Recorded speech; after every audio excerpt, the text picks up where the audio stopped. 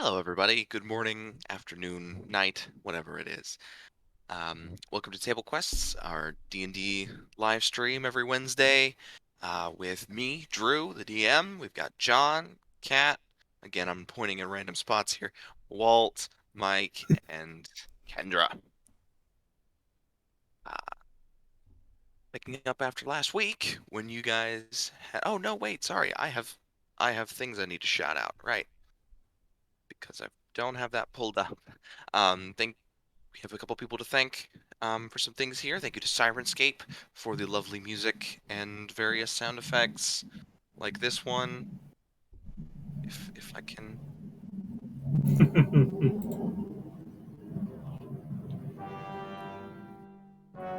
There. That's a concerning tone for today. Oh, stop. Don't play it again. Thank you to Syrinscape for that lovely sound, as well as the many others that will be playing throughout the night. Thank you to Animated Battle Maps on Patreon for some time. I don't believe we have one for tonight. I don't. But sometimes you will see fantastic animated quasi 3D battle maps, and those are fantastic. Again, that's Animated Battle Maps on Patreon. Thank you for that. As well as, do we have anything else? That's it. Anybody else we need to thank? Or is We that now have a link tree, so if you want to come find us literally Yep. anywhere, just go to that. You can find it on our Twitter. And I don't know if it's on our Twitch yet, but it will be at some point when I get my act together. Be more organized than me. Come visit us. Yeah, so the Twitter and YouTube links are in the description of this stream, as well as our Discord server if you'd like to come check that out. Yes. Unless anyone else has anything they'd like to say, I think we're ready to get going. Let's do it. All right, let's hop in. So last week, the kerfuffle over the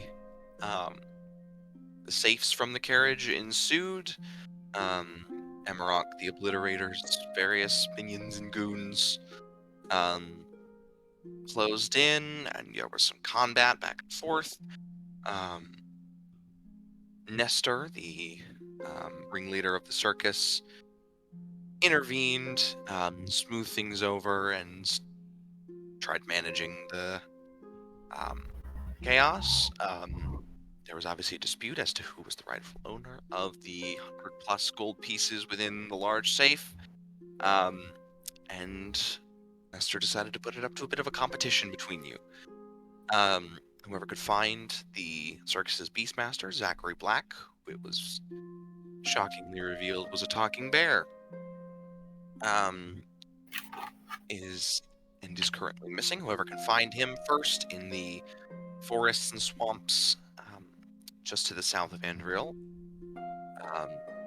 gets the safe and whatever contents within, and the losers have to leave and never interact with the circus or be a part of it ever again. For that, you guys will be sitting out at dawn. But right now, it's later in the evening.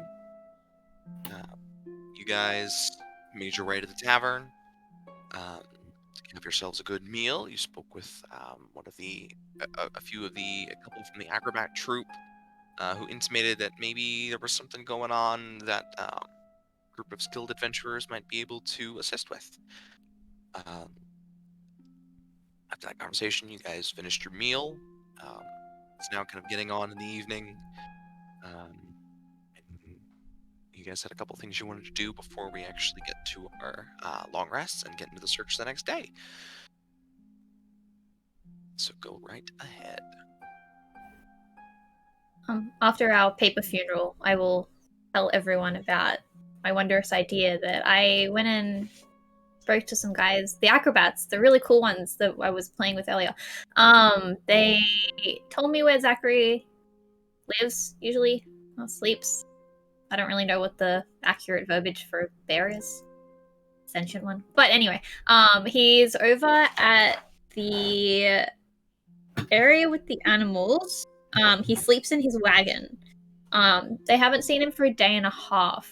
So been a little while since he's been gone. Maybe if we go and take a look there, we'll be able to find some signs or clues for where we can start looking for him. I wrote the contract, so I know that this isn't against the rules of the competition. It's very Alright. legal. That's fair enough. Very It dense. seems like you have been very busy. I'm not gonna lie, I didn't go there with intentions of grand scheming. I just wanted them to teach me a trick.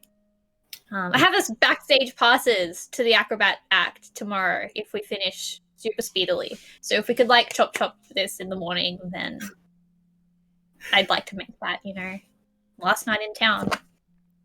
I thought That you seems were fair. against the circus. Sounds fun.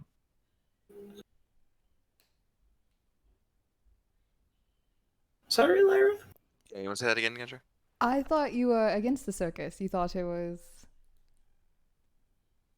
Circus as a whole, but the acrobats have managed to impress me. And they were really nice, which is literally the minimum bar for a circus, is to make people happy.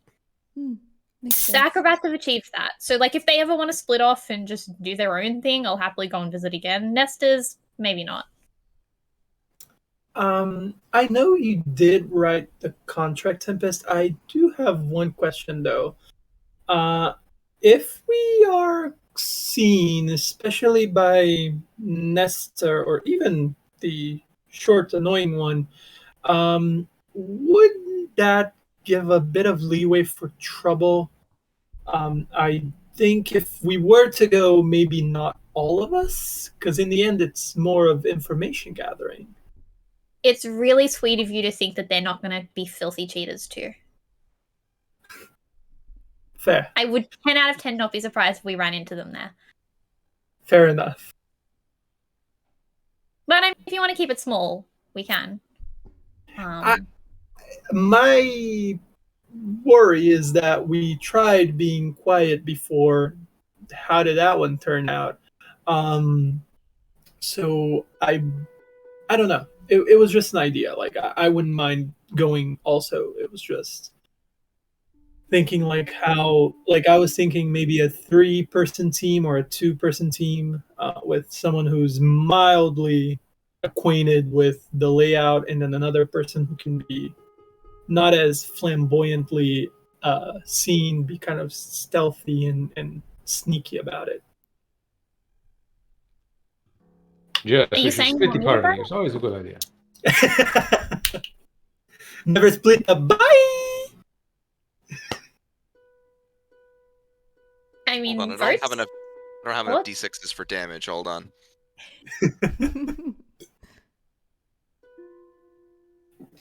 The person who had the idea to split the party. What is the opposite of inspiration? But I don't know. We can go if we're just gonna have a look. If we're not breaking and entering or anything, I see no problem. It's a wagon. Can you break and enter into a wagon? I know I seem Certainly, really you capable. can break and I enter don't have one into break. many things. Your limit is your imagination. Indeed. The way you think, sir. Desiel, what do you think? Should we all go?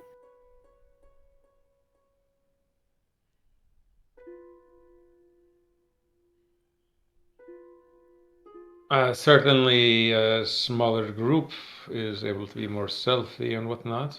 This makes sense, but I do not wish to exclude anybody from the fun.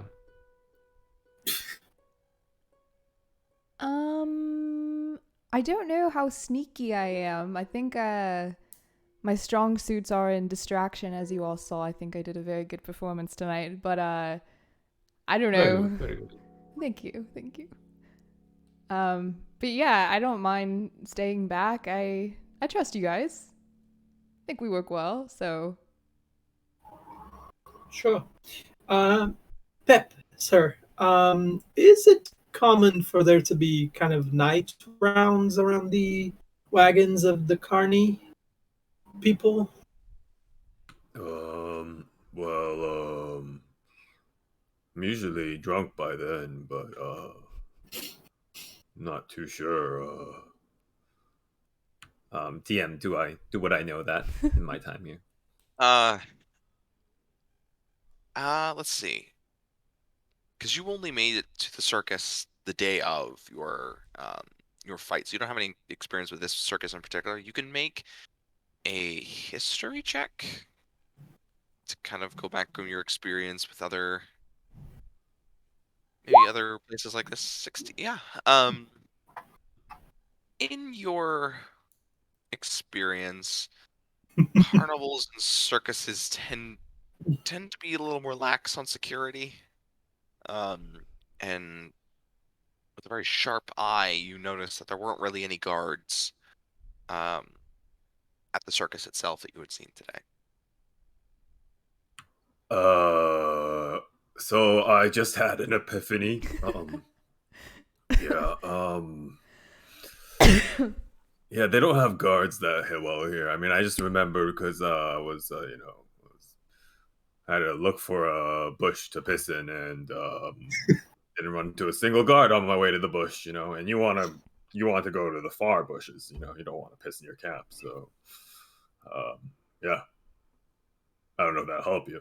But I don't know anything about this sneaking stuff either. I'm not that good at that. At the very least, it is helpful to know that we can have camp with you and no worry about you pissing in the middle of camp.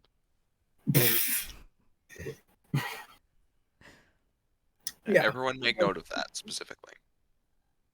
Everyone make a piss saving throw. No, I believe that's a good point. What do you think we would need for? Because I believe it's getting somewhat late, and we do want to get some rest before we venture to wherever the hell we are going. Should we chop, as Tempest said? Should we chop this investigation? Certainly, I am willing to do whatever helps the group. Tempest has pulled out some scissors and is chopping. Yes, if you guys would require my assistance, I am willing to go. I will say I'm not the sneakiest person alive, seeing, and I kind of open my arms and you guys can hear the rustling of the chainmail doing like shh. But if you need it, I can always attempt to help. Very well. Well, Miss Tempest, what is the plan? What do you suggest we do? Whoever comes. I'm coming up with the plan. I mean, my whole thing was just a swamp seems kind of big, if maybe we can find somewhere maybe mentioned. I don't know if a bear keeps notes. Without opposable thumbs, can you write? I suppose you could I don't know. I was just thinking some form of notes, maybe a map or something of a particular area. I don't know if anyone is into herbology or anything, but maybe, if we can find some samplings of something maybe he brought back before. I don't know. I read some stuff in a mystery book one time, and this all seems like appropriate things to be doing when solving a mystery. So simply go into his wagon and see what we can find, more or less. much. Very well. I think I know until you try. Absolutely. I mean, if nothing else, I might be able to get a glimpse of the crocodile. Oh yes, there is a crocodile there. Be careful, please. I'm not going to go near it. I was already promised the opportunity to try and feed my hand to the crocodile if we find Zachary, so I'm satisfied. That doesn't seem very... Please don't feed your own hands into the crocodile. How are you going to do your... I can heal, so Which hand? Missing limbs? I mean, I've never really tried a whole arm before, but I'm in theory, I'm hoping I'll be too speedy for the crocodile to actually take anything off. I kind of want to see how it goes. This is not me trying to sacrifice my arm to a crocodile. It's more me just curious about the crocodile. you guys have noticed this about me, but I'm very curious. I couldn't have said it. Indeed. Very well. I can go. I can help someone be a little more difficult to spot, I suppose you could say. All right. So who's going on this excursion? It's Tempest, Diziel. Anybody else want to go? I will go outside and I will try to be at a place where I can kind of keep eye contact with them. Meanwhile, I'm going to be training my pole arming techniques. Basically, training. Very well. Miss Tempest, lead the way. Onwards march! And I will take off in the direction that I think the animal area is going to be. Did I ask them where it is? I think I did, actually. It was like by Nestor's thing, I think. There was like a cell for Zachary, and the cell like behind the... Yeah. Yeah, it was So kind I of will head near off that. in that direction. Yeah. All right. So you exit the tavern. I actually noticed something interesting on the door frame. It looks like someone has put up a not a wreath, but just kind of this decoration of this blue moss, this blue stringy moss over the door frame Of the tavern? Of the tavern. Yeah. And looking around, a little ways down the street, you see what look to be some priests in these white, bright white robes. One of them is carrying looks like a box or a crate that has more of this kind of mossy stuff in it. Another's holding some candles, and they look to be on the over the door of another building, hanging up more of this moss and setting a candle in front of the door. What are the priests wearing? White, kind of loose white robes. Gotcha. And do they seem to be... Now, this is in town, right? So this is not anyone... Yes, you're still in town. You're in town, yeah. Interesting. Would we know what it's for? Actually, yeah, because some of you have been there. These are priests or clerics of Pellor, the god of the dawn light, for whom the Festival of Light is his holy day. He was the god who, according to the story, convinced the five of the other gods to bring the blessings of the divine doors to the Six Kingdoms. As I see this, I'm gonna very quietly take my holy symbol of Kelemvor and hide it under my shirt.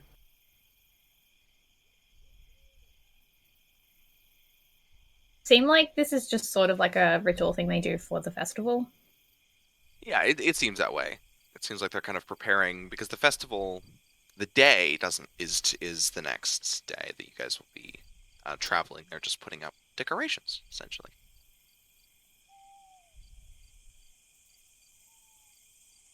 I just kind of want to keep away from them, I think. I don't know. Priests seem like the kind of people who would disapprove of sort of crimes. Perhaps. At the moment, we are simply walking down the street. No, do not be so guilty. It's not a crime yet. Certainly. You know where this wagon is we are visiting, no? Yeah, it's over in the animal area. It's like this way. Very well. Yeah, so you guys can make your way back to the circus without any difficulty. You just came from there. And you see a little ways separate from the main tent, kind of in its own little area, is a kind of a couple kind of covered wagons, just covered with canvas, that look like they hold the cages that are kind of arrayed around it. All the animals are now in their respective enclosures, sleeping. If you're going to get closer, now are you trying to hide? So, well, I was about to... So once we start getting closer, Are the priests of Pellor, I assume they're fairly well regarded, even I would assume among the circus people, or would I have any idea? There would be no there'd be no particular reason, at least that you would know of, that they wouldn't be. Okay. So, okay. I'll grab Tempest and I'll pull her aside into the shadows, and it'll be just in case. And I will. I'm gonna flip my robe and turn my hat off. Oh, yeah. I'll bring my hands in front of me and kind of weave my fingers together, and as I pull them apart, other egg and Nekia, and a faint yellow glow kind of grows between them. And as I turn my palms towards me and flick them away, a disguise of a human wearing similar robes to the priest of Pellor watches over me. And I cast Disguise Self. All right. Now you don't have to roll for that, I presume, right? It just No, happens. and it's not even concentration. It's just for an hour. It lasts. All right. So So you are. All right. So you've got that up. and then I'll look at Tempest and I'll say, "Are we close enough at this? Like I was waiting. I was wanting to wait until we got like close enough to where I knew where his wagon was. So can we kind of see the wagon within Yeah, view? you can see the cages, and there are a few of those kind of just canvas covered transport wagons for the cages, and then there is one slightly larger um, wooden covered wagon that you presume to be um, for the Beastmaster. All right. So I will look at Tempest and I'll say, "Do you have any more spells you need to cast before we do this?" Uh,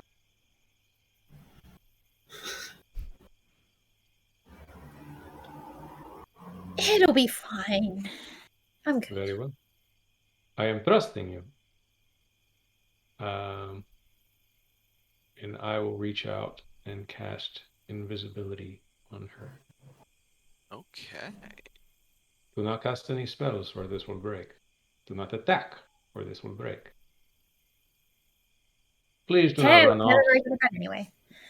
Yeah. So Tempest, when he says that, you look down at yourself, and there's nothing there. I'm gonna turn my hat back on. Uh, Oh wait, is it? Yeah. That's not if I cast. Is it because my hat's not me casting No, you're magic? not. It's I'm an just. item.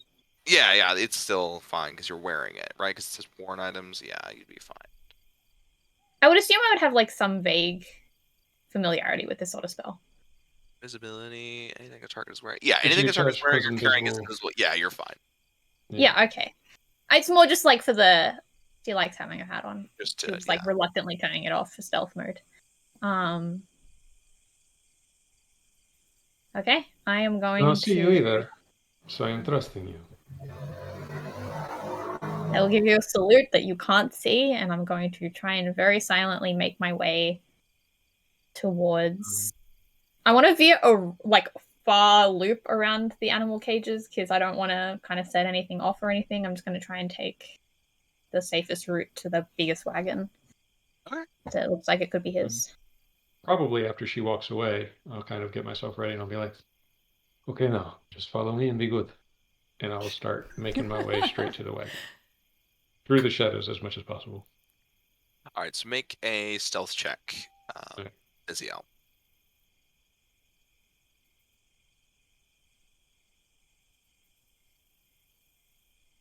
"24. Yeah, you are a shadow yourself. Very well. I'll make my way to the wagon. It even kind of surprises you, Tempest, because you kind of loop around, you're looking around, making sure nobody's there, and you look back at where you were, and Deziel's not there, and then you look right, and you lose him for a good while until you see him in front of the carriage. I'm gonna nod to myself when I see him and keep marching forward. So yeah, you can just barely hear Deziel when you get there. After a moment, you kind of wait for her. You hear the soft crunch of grass. That sound like footsteps. Sure. Yeah, I am, once I get there, attempting to see if it's open, if there's something I need to unlock. I mean, it's a circus wagon, but Now the door just it's a pretty heavy, low door. The door itself is only about 4.5 feet off the ground, or off the in height in total from the floor of the carriage. You kind of have to duck through, and you're out into this or up into this cozy wagon interior. It's not doesn't have very much in it. There are a few barrels, a few closed barrels, kind of off to your left. Just pushed up against one wall. The back is kind of set up in this straw and canvas and cloth kind of bedding area. Because believe it or not, regular beds don't really work for bears. But it looks like this is kind of set up in a way that he can sleep there. It's pretty dark in the room. Obviously, as there's no light, it looks like there's a candle kind of on a kind of mounted to the wall, but that has long extinguished. Is there anything here that like shows that he's got like weird like ability matches or something? Like I'm still struggling with the concept of a bear with opposable thumbs. Like, how does he light this candle? Well, let's This see. is an important clue. It's an important clue for how he would. It doesn't look like there are any utensils or tools in there. So he's probably not got notes then. Probably you can. Are you guys gonna head into and start looking around? Yeah, once I get it open, I will step back and I'll say after you. And then I assume I hear the footsteps and leaves crunching. I'm like, oh. Yeah, so And then apparently I hear Tempest's stomach growling. That sounds like the motorcycles outside of It was like a tiger yawning or something. Yeah, I know. Yes, one of the camels just sort of yawned. Miss Tempest, after you. I was about to say I hop up into the cart. No, I don't. I'd bang my head. I duck down into the cart. Now, I am assuming you can see in the dark. If not, do not cast light or you will not be invisible anymore. I mean, I cannot see in the dark, but is there any light like coming in through the open door? Not really, because it's later in the night and some of the fires have been put out. So it's very, very dim. You can Okay, kind of he's got a candle. I'm assuming it's not decorative. Is there matches somewhere or something? Make an investigation check. And she can speak, right? She just can't attack or cast spells. Yeah, as long as she doesn't cast a spell or attack, she's fine. Whoa. Do I find? Oh, why was that? Hold on, I rolled wrong. It's that plus another 2. Sorry. Okay, so 16. It's my laptop. Wait, no, hold on. That's my insight. No. It is just 14. Sorry, I don't know my own intelligence apparently. That's fine. So you step up in, and Desiel, you hear the slight creak of wood as her weight sets on it. Very slight, just not very heavy. And step up in and begin kind of looking around. I will also follow her in. All right. So you both investigate the area. Head in, and you see immediately 2 things. On the kind of bedded straw and cloth. One looks like a book, an open book, kind of a large book opened to a page that you cannot see at the moment, and the other is kind of this small, dark clump off in one corner. When you step in, begins to move. And this looks like a smaller dog that perks its ears up. Looks like some kind of would be kind of a husky mix. Perks up both ears and stands up. But as it stands up, you notice that it is missing one of its front legs. This 3-legged dog pops up and. I immediately stop breathing. Breathing? I'm just like, I breathe. I'm not moving at all. Look around. Is there any kind of food for this puppy? Like it looks like there is a off in the other corner a bowl kind of set, two wooden bowls. One has a little bit of food. It looks like they knew about this dog, and Okay. have been So keeping they're that taking fed. care of it. It's They're being taking taken care. care Yeah, of. Okay. And it kind of sniffing. It can see Desiel, but it knows there's someone else in the room, and just kind of, and then goes up to you, Desiel, and just starts. Sits. I'll scratch its little head. Meanwhile, I'll use control water to create a little 2-inch sphere of ice within the bowl of water, and then roll it over to me and up the cabinet and give it to the little puppy to play with. Yes, he just starts chomping, and then my dogs always love ice. oh yeah, ours is. I will grab the book and say, perhaps we should just take this and read it elsewhere, no? And just kind of look around.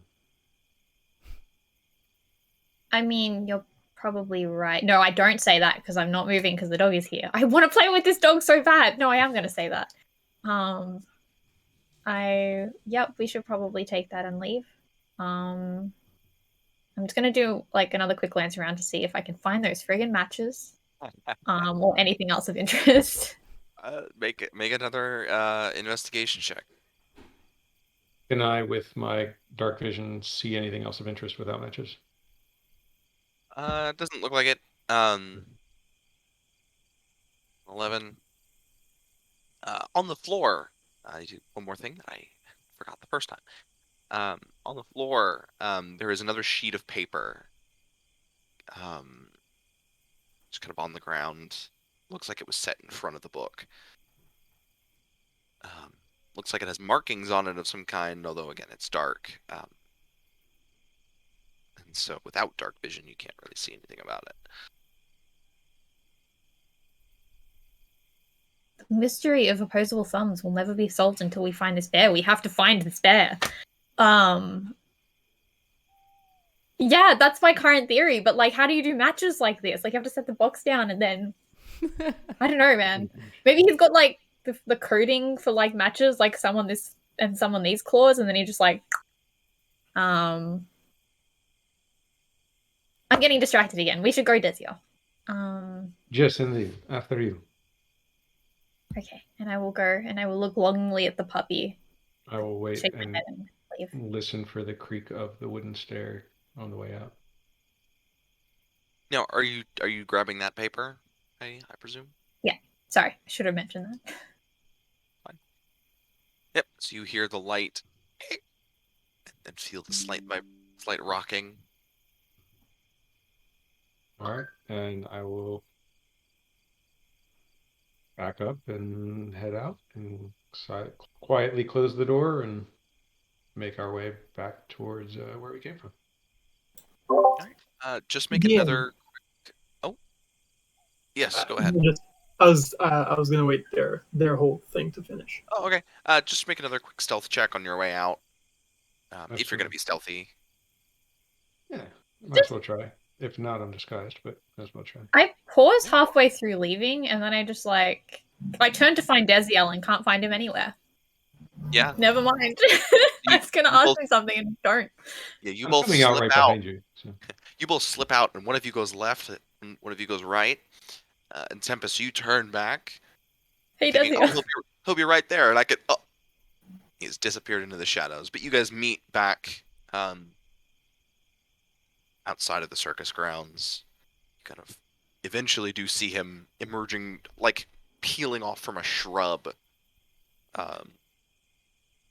You were good at that. I went to ask you a question and you were just like, I've been speaking to you this entire time. Where have you been? Oh, we're not good at this. We should work on that. Well, thank you. Needs more work. I had an idea of that puppy seems very cute and very friendly. I'm thinking maybe he could help us find Zachary. It seems a bit small to be asking it to do such a thing in the swamp. I too thought the puppy was very adorable, but I know what you are doing. And no, we can't keep the puppy. Tempest gives you the greasiest look, and you can't see it. She's gonna like start like marching sadly back to camp. Crunch of grass is the only sound of sadness she makes. It was cute though. She's like despondently with her scissors, just like.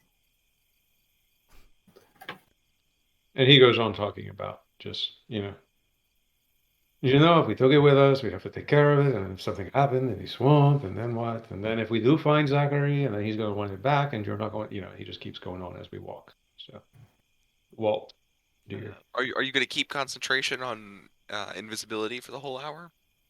Yeah. I mean, once we get towards town, I'll just drop invisibility on her. That's right. I forgot I could just do that. Yeah. So you kind of wave your hand to dismiss the spell. And there's a very annoyed Tempest just walking her way back to town. Annoyed so much. She's not angry, she's just disappointed in that she didn't get the puppy that she wanted. She knows it was wrong, but she wanted that puppy. So you guys make your way back to the tavern. Waltz, what is it you were going to do? Yes, as I am outside just whacking at a random tree with my blade, do the vestiges that these priests are wearing, is that familiar to me in any way? Does that seem like it is of a certain organization or seems more localized? So like the stuff they're leaving on the doors? Either that or what they're wearing. Like, would I recognize that from somewhere? Well, you definitely recognize the Holy See of Light. That would be the church devoted to Pellor, as he is kind of considered the high god or the chief god in the region. They didn't interact with your organization much at all. There's kind of a mutual respect to some extent, but not much in the way of cooperation or collaboration. Okay. So they certainly weren't enemies of yours. Okay, yeah, so they don't seem like they're eyeing me up. You can make a perception check. Yes, please.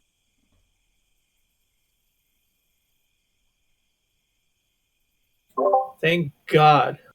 Last time's curse is broken. Yeah, so with 24, you kind of follow them around because they go and visit each building along the street. You could follow them, and you see at one point one of them kind of looks over at you and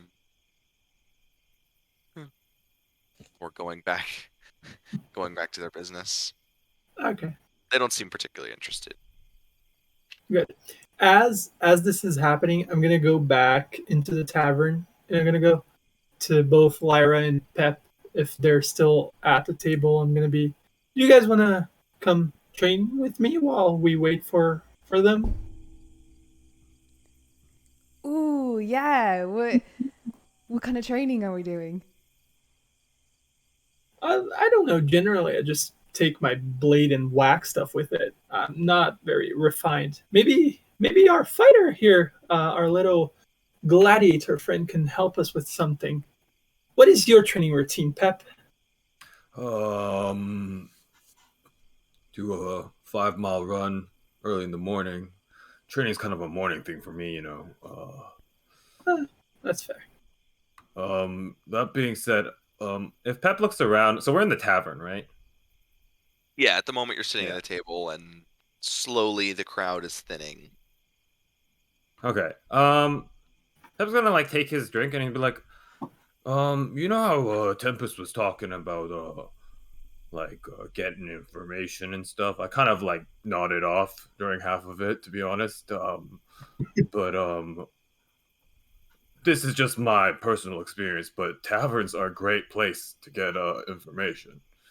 And he's gonna raise 2 gold coins from his pouch and be like, all right, can anyone tell me anything about the swamp near here? 2 gold coins to a man who tells me something good. So two of the looks like a barback and a barmaid both kind of muscle their way up to you. Oh, I could no, I can tell you. Shut up. I can tell you. Okay. How about both of you tell me, and whoever has a better one, I'll give you 3 gold coins.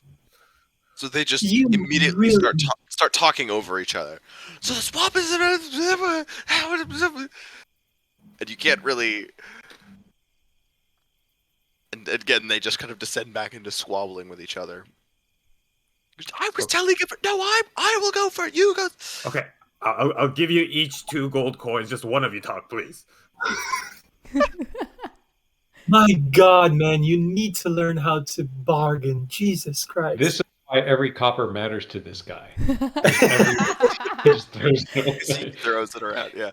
So they look and when they kind of quiet a little bit, you see they share very similar features. They're both elven, boy and a girl. They're both kind of similar height. They both have the same colored hair and slightly similar facial features. Look like they could be siblings. So they kind of look at each other, look at you, and like, huddle in, and then they do some kind of fantasy equivalent of rock paper scissors. Older parchment shears. Yeah. Thank you, boulder parchment shears. And one of them, and the barback, the guy, puts his hands on his head. Well, I could tell you, the swamp is incredibly dangerous, and we're not supposed to go there.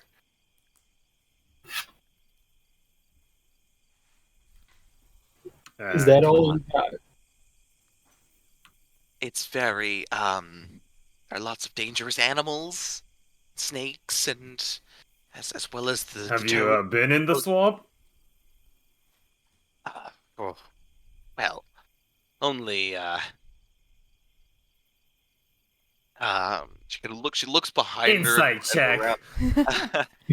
Oh yeah, so make that she looks no, and her brother elbows her. Yes, you have. Fine, I went there once with my friends. It was a dare. Okay, good information. I'll give them both 2 gold coins. I'm gonna hold up. As I see that happen, I'm gonna look over at her and I'm gonna speak to both of them in Elvish, and I'm gonna say, "You know I can read minds. I know when you're lying." I speak Elvish. Me too. I'm gonna look at you and I'm gonna reply in Elvish. Have you been reading my mind this entire time? I'm just like The language of my people. Make an intimidation check. Yeah. I'm the one person who doesn't speak Elvish now. So a natural 1 on insight. You see no reason not to believe her. I immediately hand them 2 gold coins into their palm of their hands. Yeah. So they take that. A 12. They look at you and kind of, okay, and slowly start walking back to the back of the bar with their 2 gold clutched tightly in hand. Like I said, the taverns, they're just fountains of information. The swamp's Yeah, dangerous. you're a fountain of money, apparently. 1 second. And I yell to them, but before you go, just another question. Have you had any news of any dangerous, not animals, but individuals in that swamp, on the way to the swamp, that we might be needing to keep an eye out were we to go to that place?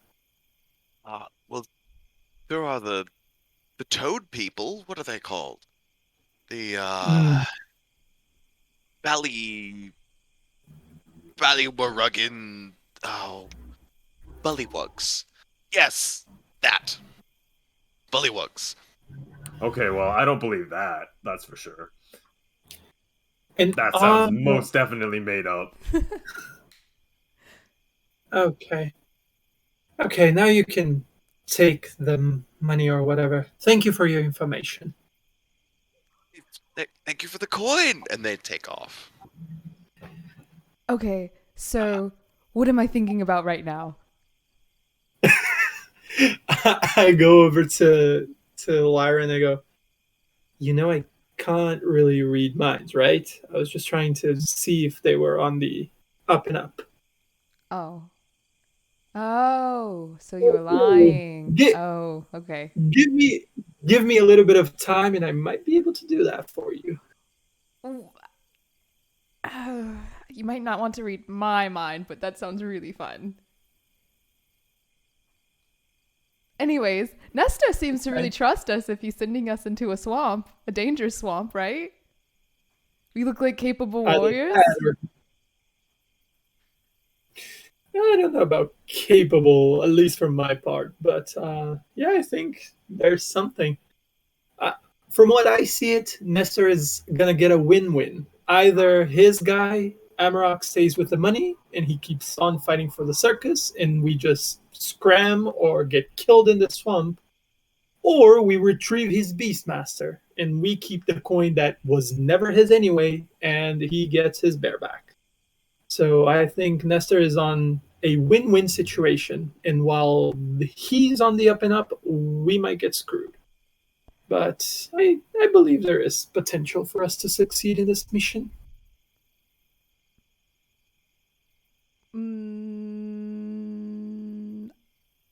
No, I think he just really believes in us. Are we training? What are we training in? Sure, we can go outside. I don't know if you prefer to go for a physical type of training, arcane training, or even just martial training with the weapons. I don't know, what is your weapon of preference? Oh, this is my favorite, and she pulls out a broken short sword. Huh. Cool. It's really nice, right? Yes, absolutely. I was whacking at a tree out there. If you'd like to go with me, I guess that's good training to see flick of the wrists, techniques for combat. Okay. Pep, care to join us? No, I'm gonna keep drinking. Please don't give away any more money. You'll probably need it sometime. Sharing is caring, right? Takes another drink. Sure. You'll know where to find us if you need us. We'll be right outside. All right, and I'll be right inside. Another drink. As me and Lyra start going out, I'm gonna very regularly just kind of peek in and see if nobody's trying to steal from Pep or trying to sweet talk some money out of him. Just gonna be checking in, doing some stuff. All right. So you head back to your tree that now has a good few scored cuts in it.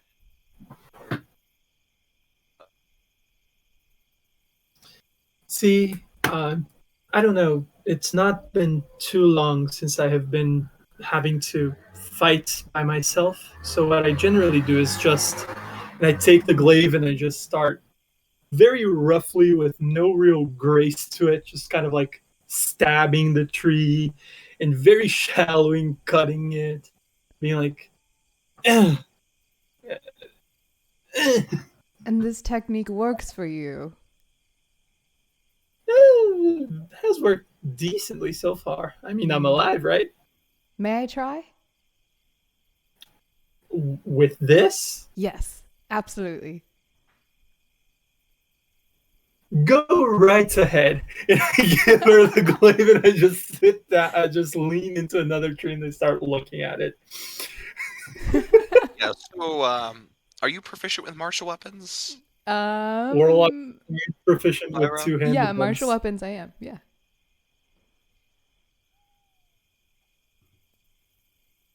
Okay, So the idea of The Hex Warrior, right? What's that?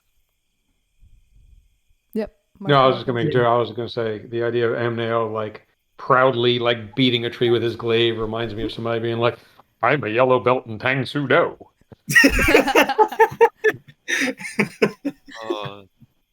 Oh, I fought those people at tournaments. It's fantastic. They put the padded helmets on. Oh, it's great. All right. So are you gonna take a hack at the tree? Yes. All right. Make an attack roll. Okay. With the glaive. So I guess it's Strength plus strength. Yeah, proficiency strength plus bonus. efficiency. Okay, well, we'll start with strength. Also, like, how tall is Lyra? Because it's Oh, very well, possibly. there you Holy go. Don't even need to add the proficiency bonus. I'm just awesome. Yeah. How tall is she? Like 5'4"? I'm like 5'4" You and like hold this 115, 20. massive 8-foot glaive Mhm. that you can't even put but you hold it kind of at one end, kind of like a sword, and just hack. And the tree had already been weakened from where Emnail had been cutting into it. And you hit it just the right point. It's not a very large tree. It's probably about this thick in diameter. And you just boom, and the tree crashes to the ground. As Not soon as I very see the loudly, tree, but as soon as I see the tree starting to fall, I grab her by both her shoulders and push her out of the way so it doesn't fall on her. Hey, this is pretty Tell me easy. I when we like got back in this. time to see that. Yeah, can we arrive back at the scene about now, or has it been long? yeah, so as you guys head around the corner, you hear whack, and see the scene here as Lyra with this massive glaive, she just kind of knocks the tree and then kind of sinks into the rain softened ground, and then Amnail just yanks her back away from it, or it kind of like now sticks at an angle. Not quietly, I turn to Tempest and say, "Well, it seems like Amnael is getting lessons on how to use his stick." Innuendo completely over her head. Like, Lyra is so cool, and I'm gonna like run off and leave Desiel behind to go and like praise her for her amazing skills. Yeah, so you guys are kind of standing there like, you hear this streak of storm running up. Look over and you Tempest. And now, do you have the disguise self still up? Yeah, probably because I hadn't thought about Okay. it. So you see Tempest running in your direction, and just past her, one of Pellor's priests, just standing there looking at you. Just walking up and Or walking up to you and laughing. It was Okay. That was cool. impressive. It's like amazing. Where did you learn to do that? That was quite impressive, Miss Lyra. Thank you, your holiness. Yeah, And this you hear Desiel's voice, because it doesn't change your voice, but you can still hear Desiel's voice is coming from this person. Still confused and not convinced it's Desi, also still, your holiness. Yeah, so can I dispel? Can I believe end disguise so. self? Like, it's not concentration, but I would think that I could end at will any spell that I cast. You can use an action to dismiss it, so yeah. Oh, gotcha. Okay. Well, forgive me. I will pull the yellow threads away from you, and just kind of the veneer kind of shimmers away. And Desiel stands before you. Very impressive, Miss Lyra. That was, Okay, where did you learn that? From you. Learn what? Sure. And I see her like holding this 8.5-foot blade, and I go, "Look, this is a better way." And I hold the staff by the pole of the polearm, and I go, "This is a better way to carry it." And I kind of put it in the position that I'm normally using it, where it's just like a straight pole that I kind of lean into. That He looks is at Lyra. This is what is known as mansplaining. Oh. He looks at Tempest Amnael. is giggling. She seems to be doing a very good job on her own, no? I agree. perhaps even better than I am doing. So might as well just keep her with the blade, correct? Did you want her broken sword then? Is that what we're Oh, doing? no, I'm sorry. I can't give my it's not actually, it's a long story. This is not just a sword, it's my friend, my hero. So it's very important to me. Thank you for this experience, and I will hand you back your glaive. As I'm taking the glaive, Gerard? insight check. All right, those of you who would like to make an insight check, or those of Let's you go that are blade. there. Jesus Christ, why? True or false? I just ask her if it's her Gerard. Gerard was a friend. This is. There's no words for it. So it's like your Terrence then. Yeah. Or else we go inside, I buy you a drink, and you can tell me the story. Tell us all the story. Or would you like to save it for another time? I mean, I'll look up to the sky. It's getting pretty late, no? Should we rest up for the dangerous swamp? Yes, we learned. yes. We got intel as well. We learned that the swamp is dangerous. For 4 gold coins. Yes. So the swamp is dangerous for coins. No. We Or paid it cost you for 4 gold coins to learn the swamp is dangerous. Yes, exactly. That one. Pep is very good at getting intel. So he And paid. I give Desiel a look of very strong disapproval of everything that has happened. I believe that Pep has been quite effective at purchasing information, perhaps with a bit too hefty of a price, but who am I to judge what others do with their money? What I would say, though, is that I agree with Miss Lyra. I think unless there is some pretty vital information, we should probably rest up. Just complimenting also what she said. Apparently, there are some kind of frog people in the swamp. We couldn't really make out. Yes, makes as much sense to you as it does to me, but we're going after a talking bear, so frog people don't seem like the weirdest thing to me right now. However, it does seem that it's unclear if those frog people are hostiles, if they are what make the swamp dangerous, but Would I know anything about them in my readings? Should I make some kind of check? You can make a history You could just check. say no. It'd be very unlikely that you would have heard this. Cool. You do have a book with you. I do. I did find a book. I have not yet had time to read it, but if it's everyone is going to bed, I can read it tonight, and in the morning let everyone know what I found out. Unless someone else would like to read it. Language First, is it in? I'll Is it in pull Gothic? it. Yeah. Very it's smart. knowledge. I pull it out and look at it. What language is it? It's in common. The book is called Amphibians of Alterim. Looks to be part of some encyclopedia series on the fauna of the island nation. And you can see the page was kind of clumsily dog-eared that it was previously open to. And I have a little something to drop in here for this. Hold on. It's here, it's here, it's here. I finally properly used GM Binder.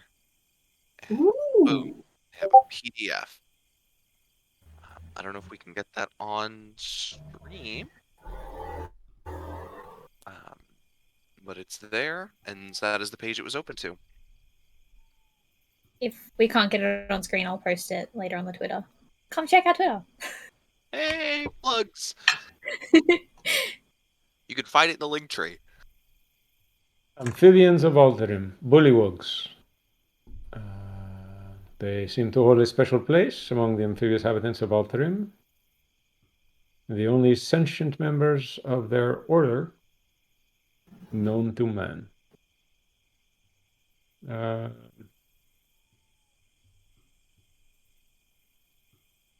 do this inside just in Well. case, I don't know, there's like someone listening. Apparently, oh, very well. Having scanned it, you'll close the book and step inside with them and just keep talking. Apparently, it is a somewhat crude society. They believe very highly of themselves. They have kings and queens. They croak like a frog would croak, no? And they, yeah, some people like to ride them like mounts, I suppose. That sounds Oh, disgusting. no, not the bullywugs. The bullywugs can use giant frogs like mounts. That And sounds doubly disgusting. yes. So we'll get to meet So- royalty? Like a king or a Perhaps. queen? Or maybe like a handsome prince? Well, if they meet us, they will likely attempt to capture us. Mm-hmm. They like to capture people rather than kill them. And they drag us before the king or the queen. So we bullywug. will get to meet royalty. Yes. If we are captured, then we get to meet very large bullywugs. Queens and kings are very large, apparently. Bullywugs of unusual size, they say. And then we must beg for mercy or bribe them or give them treasure, flatter them, trick them into letting us go. But then they try to impress us as well. Well, honest, they're- doesn't sound too different to a lot of people we've met. Perhaps. It seems a very primitive society. They are very big on being impressive, and they want to impress others, and they want others to bow before them. They will kill each other, but outsiders they'd rather capture and force us to beg for mercy and whatnot. That's just simply what I gathered from a quick scan, but I can read it further this evening and let you know perhaps in the morning. I have to say, not to toot your horn, but I am genuinely amazed by the amount of information you can gather sometimes, Desiel. What am I, chopped liver? Just this was all her idea. Oh, I I have didn't. a page too. Oh, let's What see. she holds up, yeah, she holds it up to you guys, and then I should probably look at it. It looks like a map of some kind of Endril in the surrounding area, including this swamp, wherein there's kind of a poked out hole in the paper at the center of the forested, swampy area, possibly a bear claw. Kind of like marking, like, hey, here's something here. A clue to the true mystery. Did you poke a hole in the map? No, but I bet someone without opposable thumbs did. Perhaps. If it was not you, it was someone before us, clearly. I think it was me. Well- I'm pretty sure it wasn't me. I was pretty careful with this one. Very good. Well, that was extremely useful. Your idea is panned out very fruitful. And we have information about the bullywugs. I will read it more thoroughly before I go to sleep. And we have a starting place, no? To go into the swamp. Perhaps he was going to the swamp to meet the bullywugs. The bear person wants to meet the frog people. He probably not a wants to meet a spoiler. prince too. What was that? Oh, no, I was just saying he probably went to meet the bullywugs because he's interested in meeting royalty as well. Ah, yes, of course. Well, you are very interested, huh? I was just, Maybe one. read books when I was a kid of princesses and princesses, and I've never met one. Kind of want to meet one. Well, that makes sense. But anyways, I think we should check, and I start turning around on Pep, because How long have they been talking for? Approximately. About as long as they've been, about 20 minutes, 25 Okay, I minutes. bought 3 gold worth of alcohol in that time. Oh, Jesus Christ. Make a Constitution saving throw. Sure. This bastard's gonna be hangover tomorrow. I'm gonna be hungover. Holy shit. Oh, there you go. Okay. 23. You're pretty good at drinking. And So I kind of you- have the alcohol in my hand, and I turn to them, and I say in Elvish, managers! Yes, Yeah. you're plenty drunk. You're fine. Like, you feel fine. You're mostly in control of what you're doing, but you are drunk.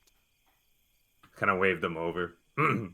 Are the boy and the girl, are they like fair skinned elvish or like darker blue tinted skinned elvish? They appear to be high elven. Okay. So I keep like I go no apologies. Our friend has been a little too excited, as you may be able to see. And I start going. Fun. He'll walk over to Pep. Pep, my friend, how goes? You're having your enjoying yourself, no? Yeah, having a real blast. You want some? And he hands like over a half drunk like mug. Absolutely, my friend. And he'll grab it and he'll drink. Perhaps we should go upstairs and get some sleep, no? Prepare for journeys into the swamp. You've persuaded me with your magical eyes. And I'm gonna get up and then immediately just hit the table and sleep. Okay. My friend is spending the night here. Any problems? Anyone have any problems with that? No, hold up. I go up to the bar because this is like a tavern with an inn, like with places, Yeah.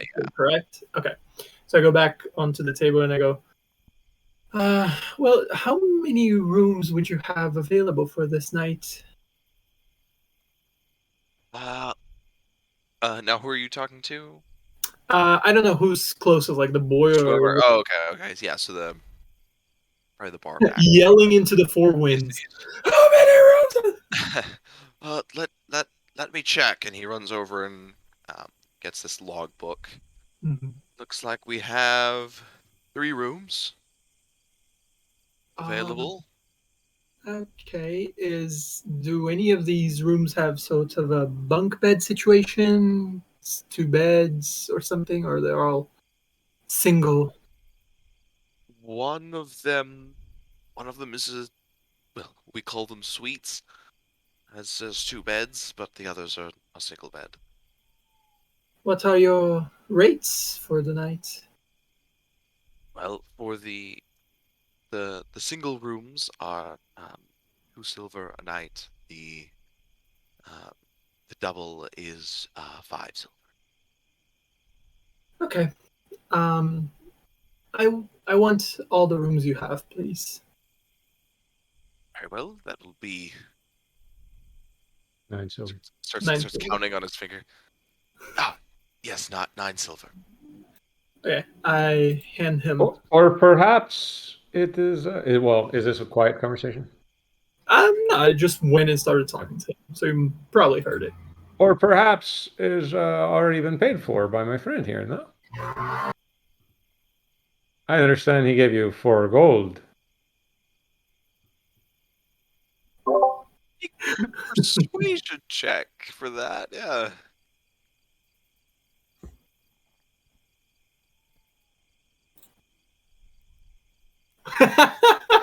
Oh my. Oh, you know, that makes a lot of sense. Sure, you've given us plenty of enjoyment. He looks at Pet passed out on the table. Consider it paid for. Okay. Very well. That- You are a very generous host. I look to Daisy and I go, well, good work. Saved us a little bit of coin. Well, if you help me get Pep up to one of the beds, I'll just sleep on the floor in his room. No, we have, I believe, accommodations for everyone, if I'm not mistaken. There were 3 single rooms and 1 double, correct? There were, what did I say? Two Oh, singles and 2 one single double. rooms Yes, and it 1. was Oh, yeah. two. So, It would have been 7 silver. That's my bad. Yeah. So yes, 4 beds total. 2 single, 1 Yeah. double. okay. Yeah, you don't need to sleep on the floor. You can have the bed. I'll take him up to the bunk, to the suite, as you say. You guys can have the beds. I'll go on the floor. Very well. Um, I will attempt to help get Pep up. I'm gonna take Pep and I'm gonna try to have him like in a fireman's carry. I'm just gonna kind of John Cena position. I'm gonna try to carry him up. No. Is that Oh, listed no. on your character sheet? I'm going to begin to loudly sing an elvish love song that I heard. This drunk. Okay. Oh, she takes my money. Oh. Yes, elven love ballads are country songs. That is true. Yes.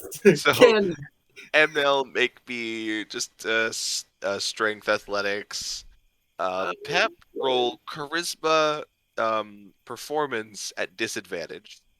Okay, sounds Are good. drunk. Ooh, 19. 19. Yep, just Wait, performance? I'm proficient in it. Okay, nice. Hey. Oh shit! rolling at still at disadvantage, but yeah. Come on. Tempest is sitting in the corner, like sketching this entire mess. 11. You've heard worse. Drunken. just Actually- drunken singing.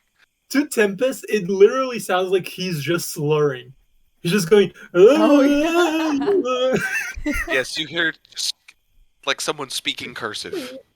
Yeah, I can probably Like- recognize it as a language, but I'm just like, this Yes. is. You recognize it as Elvish, but it still sounds a little silly to you. I'm Kanye gonna West the elf. go- yeah. Take my money. Money. That's gonna be stuck in Desiel's head the rest of the day. After you walk upstairs, if you continue singing, you hear someone banging on one of their. Shut up!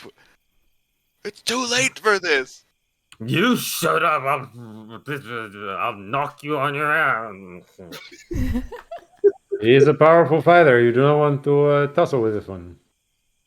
Yeah. Yeah, I just start to sleep. Yeah. I'm gonna very gently put him down into one of the beds. I'm gonna look at him like, okay. And I believe I'm going to find a mop bucket or something similar. That's not a terrible idea. This is a situation which I am more familiar than I would like to admit. Can I find a bucket somewhere? You can go downstairs and ask around. I'll go downstairs and go straight to the bartender. My friend, assuming you would not like to clean up any messes, perhaps is there a bucket into which the evening's brews may be emptied? Let me see. And he darts back into the back and comes back out, pulls like a dirty rag out of a bucket and wooden bucket, just hands it to you. That should be sufficient, unless he's a big stomach. I don't know how much you gave him to drink, but I'm sure it's better than nothing. Thank you. Yes, enjoy your stay. Of course. Simply don't want to leave more of a mess than necessary. Trying to be good guests, no? Very much appreciated. Forget about it. Yeah, that is. As I finish laying Pep on the bed, I'm just gonna poke my head down the stairs, see Tempest and Lara, and I'm gonna go, well, ladies, I'm gonna be going for the evening. Have a good night. Good night. Good luck with that. Please. Oh, also, probably a good idea. And I toss the keys to the other rooms that I got because I have all the keys. Yes, I assumed it would have. Yeah, it would have been distributed. And It's like, Nail's not like he's not a jailer. He's not like locking all everyone's doors. yeah, and I'm just gonna set my bedroll on the floor, and I'm just gonna take off my shield, my glaive, my cape, leave them on like a little corner of the room, and just gonna tussle in for the night. I'll sit down and read the page more thoroughly, and I will do that out of character as well. Smart. Yeah. And I will have Eddie go crawl on the door and just weave a little web across the door, and then from the middle of that web, weave it to the bed in which I'm sleeping. And he just goes and sleeps on the pillow next to me, with, tied to the web. Poor man's alarm. He just kind of dangles upside down on his own web off the headrest. Any of you have anything else you want to do before turning Are in? me and Tempest sharing a room then? Or we're in a separate room? No, you. There are 2 other rooms, so Okay, Yeah. so then never mind. Nothing happens. I want to before bed. I want to just do. Wait, what? Tempest's usual routine of befriending either the barkeep or someone who looks like they're going to be in for the night for the long run. Just, I want them to be my friend in case, anyone comes a looking. You spend some time chatting while they kind of clean up the dining room and the bar area. It was a pretty busy day for them. Obviously, the circus being in town. So you make light conversation until they decide to retire for the night. I'll leave them each a silver and an origami flower. They're appreciative, certainly, of both of those gifts, exactly the same amount. Yeah. They And do if not- anyone comes looking do for not- me, I am not here. Yes, of course, dear.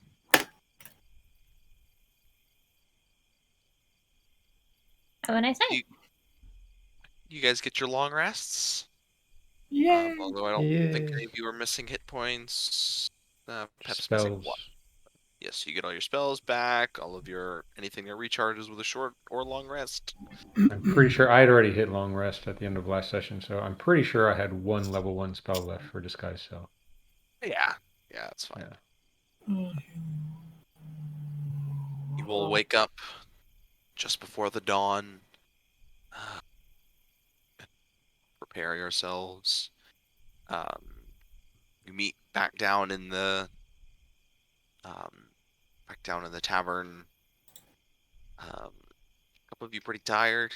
Emnail kind of like stretching out your back and neck's pretty sore.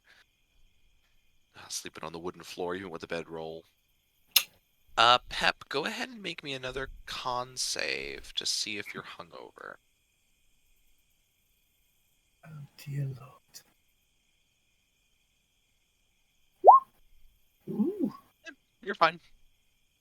You've been drunk before. Yeah, I wanna actually I'd wake up early and just come back from my run. Perfectly fine. You see his hair's kind of wet and his face, like maybe he dunked his head in a bucket of water. Yeah, like went to the well and just like, yeah. That's a pretty effective, maybe. He's nice and refreshed. Oh, crazy night last night, eh, guys? Oh. Yeah. Is the tree just like chilling still? Yeah, there's maybe 1 or 2 people kind of that were awake for the early festivities and kind of ducking out. You see lots of the town over the night was covered in this blue moss, and a bunch of candles are put out. And there are a few of the priests kind of gathered around. Did anyone see what I'm just a little confused because yeah, there's just a medium-sized tree Oh, that's been cut I'm, out. I'm gonna walk up to one. There was this very angry dwarf walking around. He seemed real mad. He was yelling about some fight he got into with some people, and he would just kept attacking the tree to I think vent his frustrations. I don't know. He seemed a little drunk, a little weird. I didn't want to get near that. But Oh, yeah, make a I deception. think his name started with A, something like that. Roll deception.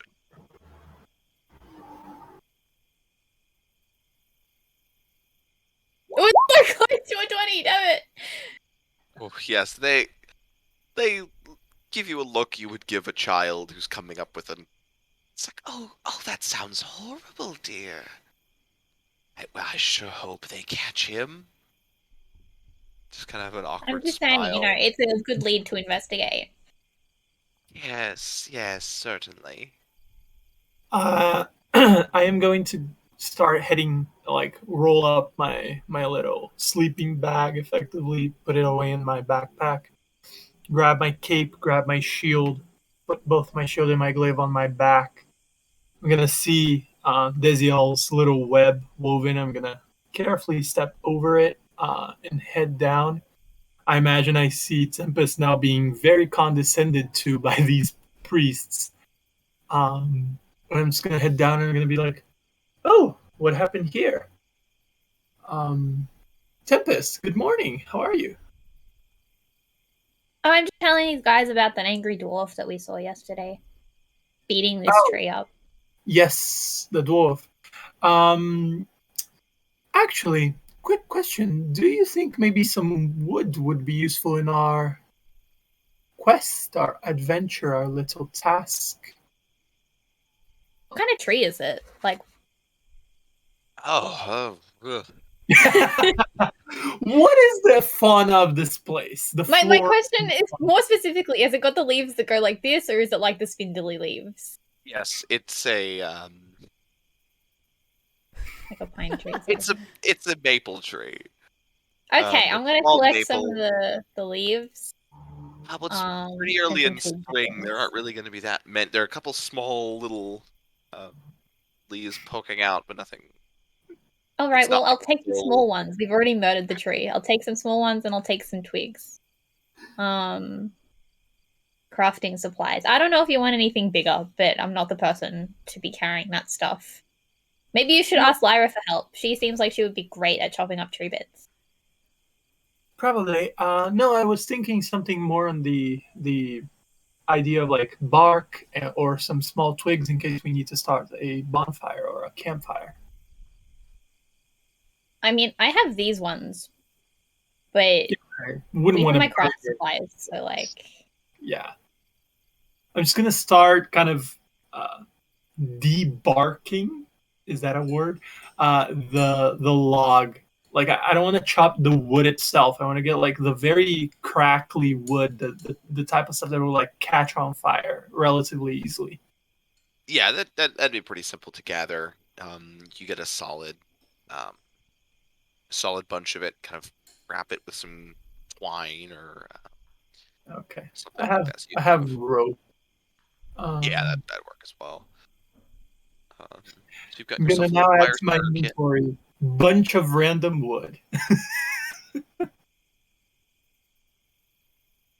So I would like to go to. I'll go downstairs and I'll go to the bartender and I'll ask. Well, I assume you received a good bit of copper and tips last night. So would you mind trading out for me 2 gold for perhaps? Oh no, gold. 2 silver for perhaps 20 copper. I was gonna say, hey, do you have 200 pennies? 200 copper. No.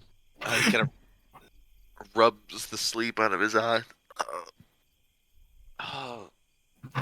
Yeah, I can do that. Just let me. I'll head back to my room. I can grab some. You said three silver. 3 silver, 30 copper is good. Yes. Yes. All right. And he walks back to into the bag and comes back a few moments later with a handful of copper pieces. I think that's right. I'll count them. 27 pieces. That's fine. I won't make an issue out of it. Close enough. Thank you, my friend. Oh, yeah, it's no trouble. None Um, whatsoever. I will return to the room and attempt to hide essentially all the rest of like everything but like in my pouch I'll keep the 30 copper and like 10 silver, but I'm gonna like hide the rest of my stuff in case we get captured by bullywugs. Yeah, so make a sleight of hand check. I believe that would be.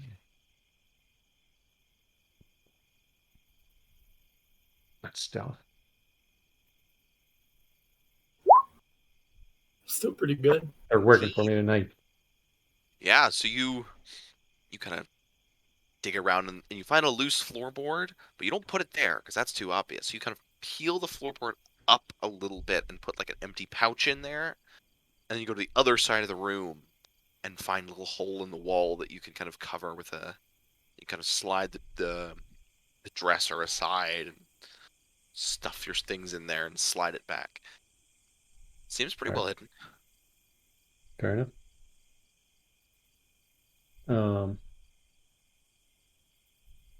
Yeah, and he said this room was 3 silver per night because we're in the double room. 5. This one is 5. This The one's other 5. Double room was 5. Okay. I'll take another. Actually, I'll keep 2 gold in my pouch too because you never know what we're gonna need.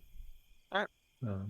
And then I'll go down and I'll go ahead and pay for the room in advance for one night, and say, keep this room for us for the evening, please. Will do. I'll go ahead As and they see Desiel going down and like already on the floor level, like first floor, I go, well, I guess we should be making our way to the circus as soon as everyone is ready. yes, indeed. So I did a bit of reading. Is this like we meet them there and that's like a 1, 2, 3 go, or do we just? No, I believe Nestor wanted us there, if I'm not mistaken. Because we also needed Amrock to sign his contract, correct? Because the contract wasn't signed by all the parties involved. He had signed one of the contracts. I think there were 2. Yeah, no, the one that was the agreement for this thing was the representative, so Nestor could sign for him. Yeah, Pep signed the main one, and Yeah. Nestor signed in both places for the other party. Apologies, I sometimes get my bureaucracy confused. I'm not very proficient in contract and negotiating. Well, you better get it together. Every quest you guys do is going to have at least 4 contracts associated with that. You got to sign all the pages. Got to put a little rubber stamp on all Every the session. Apparently. Every session is just going to be that scene in Jupiter Ascending.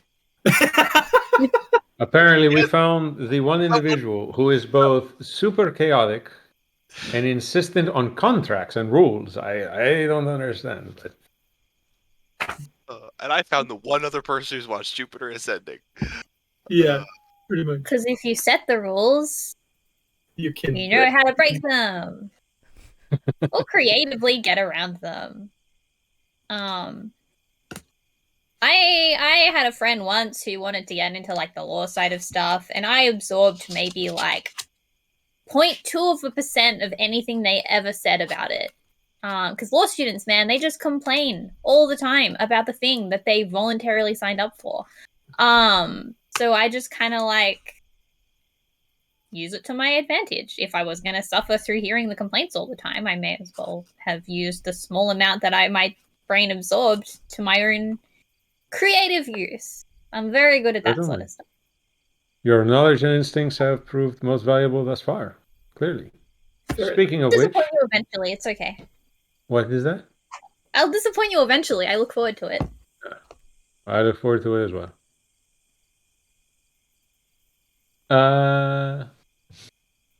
So are we walking Are we heading back to the circus now, or what is the plan? Where is Miss Lyra? I see Pep, the one with the water head, the one that's all soaked. Tempest, Desiel. Where is Lyra? If you were to walk by Lyra's room right now, you would hear loud snores coming out. I will go back into the. Did you guys happen to see her? I did not. I guess I walked by the room last of those of us that are down here. Should I roll a perception to see if I heard her snoring when I walked past? It's pretty loud. Okay.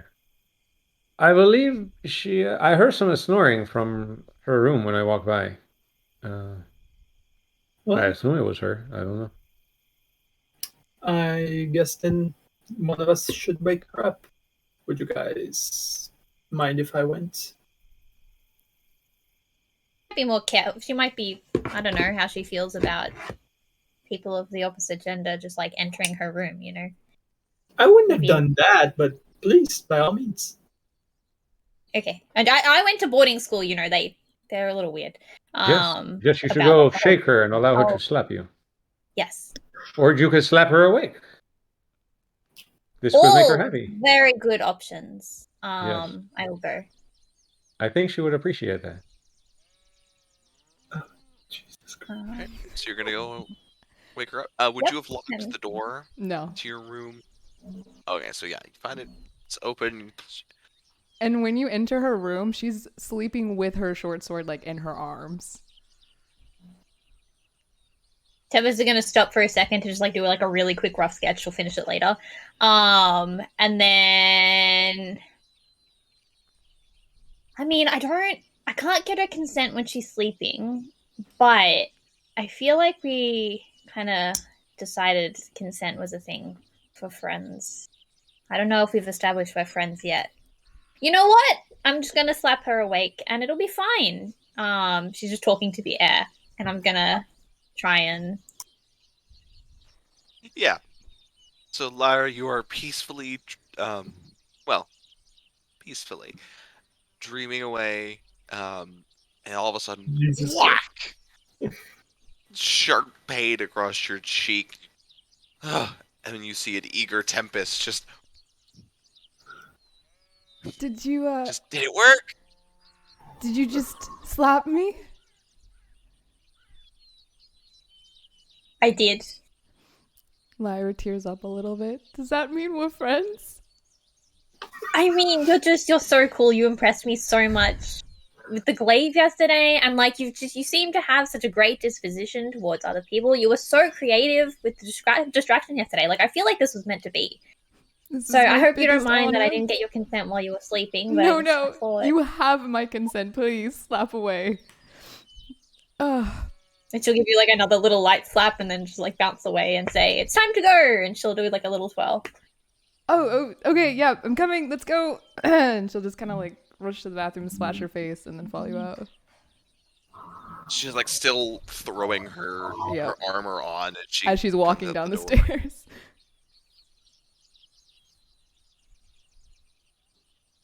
Once you're done putting your armor on, Tempest will link arms with you. You guys skip out the door, and you're all gathered there, in front of the tavern, with the sun just hinting at rising over the horizon. It hasn't quite poked up yet, but you can see the glow in the clouds. Ugh, it's so early. Yeah, there's still kind of it's spring, but there's still kind of that slight, last bit of a chill. Cold. A light frost on the ground in the areas of deeper shadow. That was quite quick. You seem to be very jolly, Tempest. Shall we get going? I think we shall. Chop chop. Yes, indeed. Chop chop. I was preparing my spells. Yeah, I was like, do I want to switch out anything? So I guess Imagine having to worry about that. So, do I get any sense from this? I guess not really. Okay. The size of these creatures, like roughly our size, bigger, smaller, within a foot. Does it say anything on the? Yeah, I guess not. Okay, so this is just what I get. All right, that's Yeah, fine. so it's that page kind of in this larger. Yeah, gotcha. All right. In this larger book. All right. I mean, I it says will- they ride giant toads Sure. rather Okay. than Right. regular sized toads. So you get the sense they're bigger than frogs. Yeah. I will be keeping an eye out in case we see anyone like Amrock or anyone, because I do not trust they're not going to try to ambush us, especially as we get near the circus. All right. So make a perception check.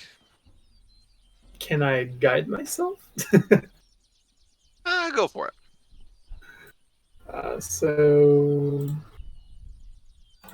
oof, don't think that's going to make much of a difference. 13. Yeah, your vision's kind of still hazy. You're still rubbing the last, sleep out of your eyes. You don't see anybody. Keep looking out. No, and you make your way towards, I assume, Nestor's carriage. See him. Yes. Unfortunately. While we're walking, I will say. So I actually spent a short time reading, and it seems that people generally consider these bullywugs to be evil, but they have some sort of an how do you say etiquette when they deal with outsiders. Of course, being somewhat primitive, they are subject to the whims of whoever is in charge of the situation or believes themselves to be in charge of the situation. But other than that, I believe most of what I gleaned and said last night was correct from what I could find in the passage. Oh, they bite. They bite. That was it. Yes, they tend to overwhelm in numbers. If we enter the swamp and we are seen either by giant frogs or by bullywugs, and we hear the croaking, they communicate across the swamp very quickly with these croaking, because they train the frogs to croak warnings for them. And so they, if we get seen by any of them, chances are many of them will know we are there. And their tactics are generally to overwhelm whoever they are attempting with numbers. But if we put up enough of a fight, then, they don't like dealing with, they like overwhelming weaker creatures. So perhaps if we show them that we are not so easily overcome, then they'll be less prone to attempting to attack us or at least kill us. But they do bite. If you get close to them, they have a very powerful bite. I think that's all I missed the first time. That's pretty good information. I believe then we should try to stay as tight knit as we can while moving through this terrain. I believe they will, even if they do try to surround us, at least in that way we'll be in sort of a formation where we can attempt to repel them. Yes. I was also thinking last night, if we do get a chance to meet royalty, should we bring a gift to say hello? Or they don't really... Perhaps. Well, you Some may wish gold. to, in the off chance that we find ourselves to be captured, perhaps hide on your person or somewhere. the things you do not want taken. I myself swapped out some gold for a significant amount of, or some silver for a significant amount of copper, hoping that, well, it's a lot of coins. And it's not so much the type of coin that matters. I don't know. That seems like a good idea. So we offer. I'd have tried to study the map so I can kind of know at least the starting point without having to have it out. I don't know if in case we start in the same point, I don't want Amarok and his joint to see that we've got a map. And I kind of want to see if I could maybe train I don't know how far the scope of this would go, but I have my little figurines that I can make go places that I know the location of. I want to see if I can maybe make it a moving guide, basically, at least through the portion of the thing that I can remember, so I don't have to be constantly looking down at a map. Would you mind laying the map out, like hold it down on the ground for a moment for me? I will attempt to cast Minor Illusion, essentially a copy of the map on top of the map. In a one, like writing something helps you remember. I will essentially attempt to cast Minor Illusion copy of the map to help me remember the map in case memory of the map is needed. Okay. So make an intelligence check. Okay. Guidance! Yep, with guidance. Go ahead and roll the d4 for that.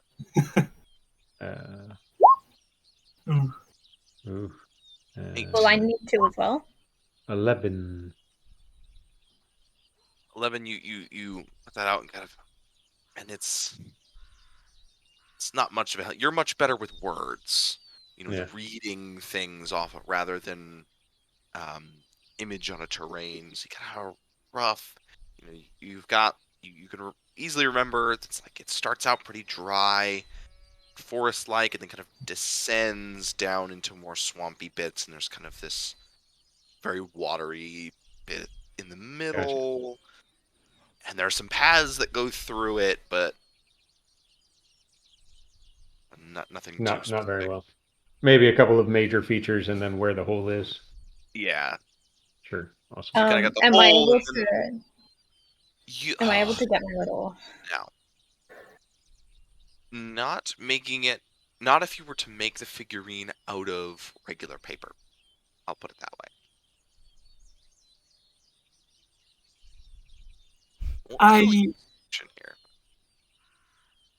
I see the idea. I think we needn't worry about that right now. I think our main concern should be getting there and getting out as soon as we can. This is smart. Because anyway, we can just get there, pretend like, oh, we're lost, whatever the fuck, and then we can check the map while they're not near or close to us, and then we can be on our merry way. Also, Tempest, could you potentially make one of those figures and maybe whoever's the sneakiest can sneak it on to Amarok and we can know where they are in relation to ourselves? Oh yeah, no, that's super easy. Okay, so then we can know. Do you always know where your figure is? Well, I can make it come back to me. It won't last the whole time. But if we can at least know the start, what direction they go in. I can do something fun also, and have it make a noise in their direction so they stay away from us. Ooh, yes. This sounds like a good plan. Okay, so I am going to go make the smallest origami. Crane's not going to work. That's too tiny. It's just going to be a paper hat. That I can. How long do we want this to last? I can do it for 10 minutes, or if I put a little more into it, I can do it for 20 minutes. I don't think. Do not tire yourself for a difference of 10 minutes, I don't think. Yeah, I agree. So I will do that. I won't activate it yet. Or I guess I can just re-put the magic into it, but I'm going to test it out. I'm going to scream as loud as I can into this tiny hat. Okay. You do that. Some birds that were kind of feeding on the ground just and Okay. I'll you need heads to... poke out of carriages and tents as you get closer to the circus. It is very early in the morning, and you're just screaming. It would catch people's attention, and in fact does. Yeah, so Desiel is surprised by this, kind of goes, and like slaps her on the back. I got it. It was a bee. She was stung by a bee. And so I'm gonna need to refresh, not the scream. I'll just need to refresh the magic, before we get there to make sure it lasts as long as possible. But yeah, if we can get someone to put it on there, can I layer the effects? Could I be like, find your way onto his shoulder and then set yourself to scream? No, I think this spell imbues a A command thing. Okay. into this. You could do multiple figures, each doing different things, but you couldn't. No, you couldn't have it chain the effects. Okay. I will make. I'll make a slightly less tiny paper crane, and I'm going to instruct it to, like, when we get there, fly just above him, and then like flip over so the tiny hat just like drops down into his shirt, and then just flutter off. Do your I'll thing. say you can try that. You could make a when you do that, you can make a Dex acrobatics check using your modifier to have this crane perform that maneuver. Why not? You could try it. Yeah. Doesn't hurt to try. It'll be great if it works. All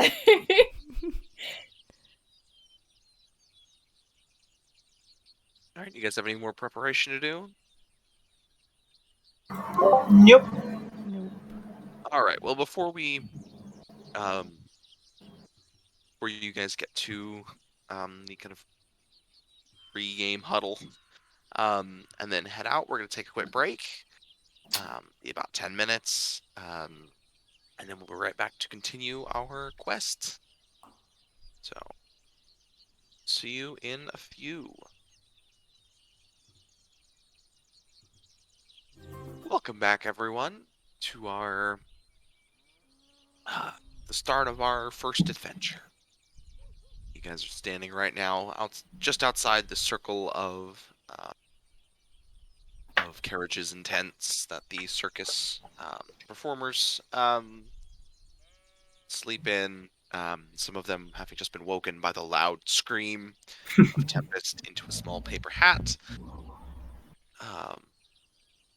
And stepping out of his carriage with what looks like a mug of tea or some hot liquid, already dressed in his red coat, is the wondrous Nestor.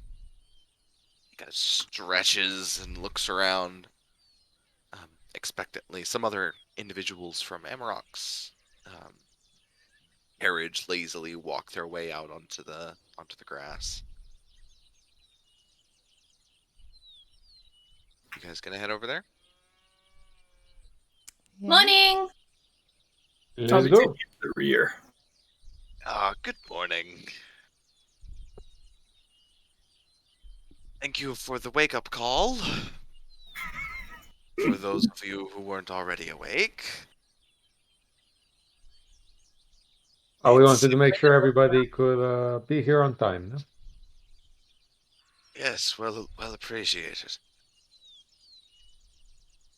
I think you all, unless you have very short memories, you all remember the deal. Whomever can return Zachary to the circus receives the contents of the safe.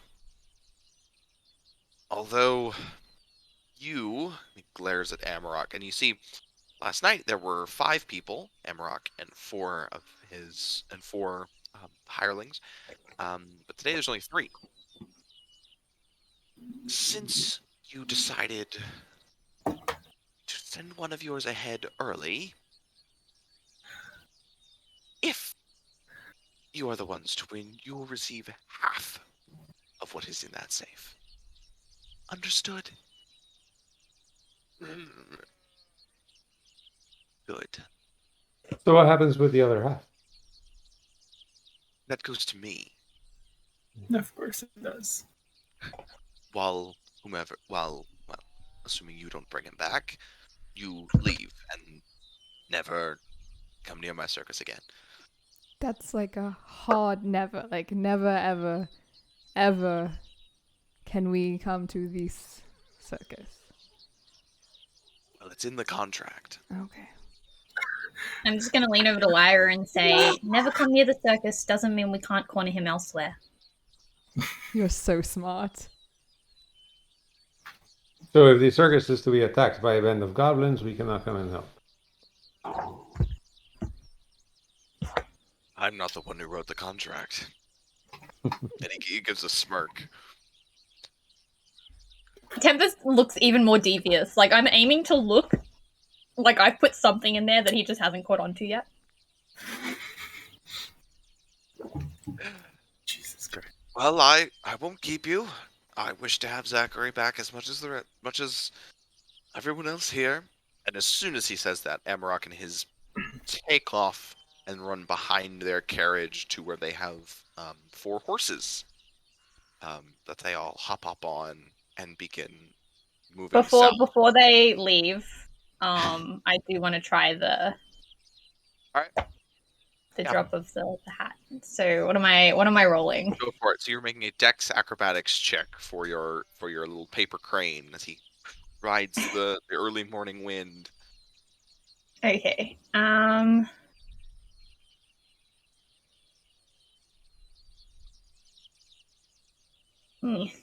11. Unfortunately, crane flits up, gets in position, flips over. But a gust of wind just catches the little paper hat at the last second and blows it away from the horses. So as I see them running towards the horses, like it's evident, like they're headed towards horses, right? They've got a plan, and you can look and see like swishing tails and manes. Okay. So as they're running towards the horses, I would like the loudest roar of a lion to erupt from a bush between them and the horses. My intent is to, 1, make them pause, but mostly I'm trying to make the horses run away. Okay. Now, what is it you're using for that? Is that Minor illusion, which can be range. You can create a sound or something visible, an image or a sound. And if you create a sound, the volume can range from a whisper to a scream. It can be your voice, blah, blah, blah. A lion's roar is specifically one of the things. So While he's doing that, I'm going to pull out a pre-made origami and just like record the sound. You know, that's okay. Let's see. It's not making its own sound. It's recording your sound. So yeah, I am.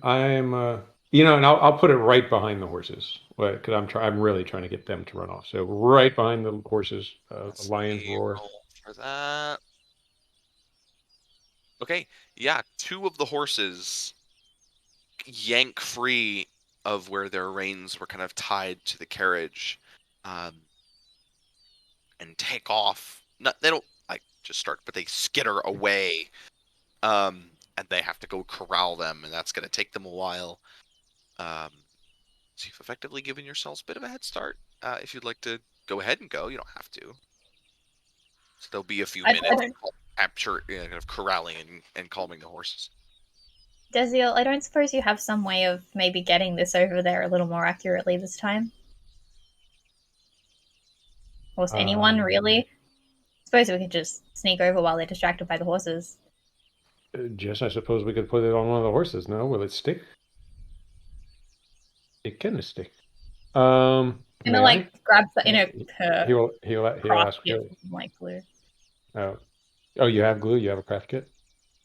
I mean, my Crayola painter's supplies. These are like budget painter supplies. Could I find something sticky in there? He'll just hold his hand out real quick and ask for it. You could stick. Yeah, there's something sticky. Okay. Okay, or that works too. It's a second edition of the Origami Hat because that's the fastest thing I can make. Okay. So you hand him the origami hat. Mhm. All right. He'll try and basically walk over to one of the horses. Meanwhile, Desiel, Eddie, like comes out and like skitters down his arm and just like spits a little bit of web on the top of the thing. And then I'll go over and smack the horses. Slap it. Are you trying to be undetected, or are you just waltzing up and doing it while they're distracted? I'll walk over and just kind of put it in the horse's tail. Yeah, I mean, I'll try and be stealthy for. So go ahead and roll stealth. I mean, they're pretty distracted, so it's not Okay. super difficult. But Ooh, nice. yeah, Just don't have to pick any locks. just kind of slips through the grass, and deftly just slides up to the horse, kind of just moves his hand over it.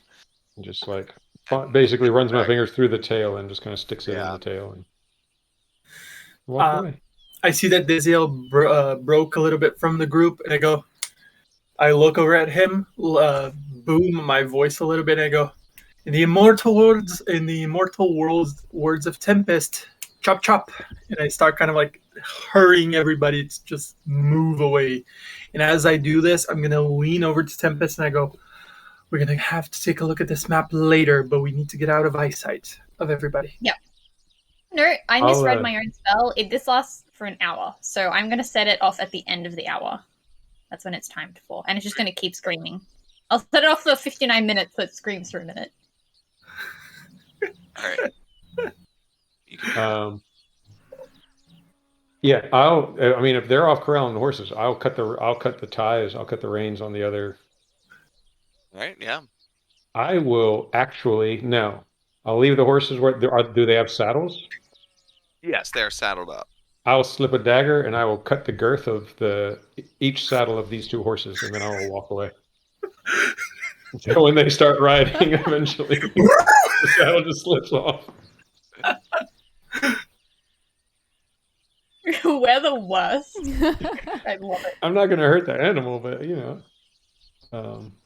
Yeah, you had me worried when you said you're going to pull out a knife, but yeah, I was like, he's gonna butcher this. But no, I cut the girth on the. Pull out a knife and cut the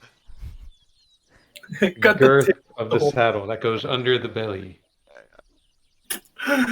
and then I'll trot off to rejoin my group. Okay. I imagine we have a rough idea of where the entrance to the forest / swamp is relative to the town. Yeah, so you guys would take a kind of back road, not quite back road, but like off road from the main road, south for about an hour, and then it kind of leads into and through the forest. Cool. As we're moving, I'm gonna go. I think it might be a good idea for us to get into the forest first before we pull out the map. And I'm trying to be as quiet as I can while everyone can still hear me. Everyone in the group. Before we pull out the map or anything, are any of us skilled in traversing through terrain of this kind? I don't like nature that much, so no.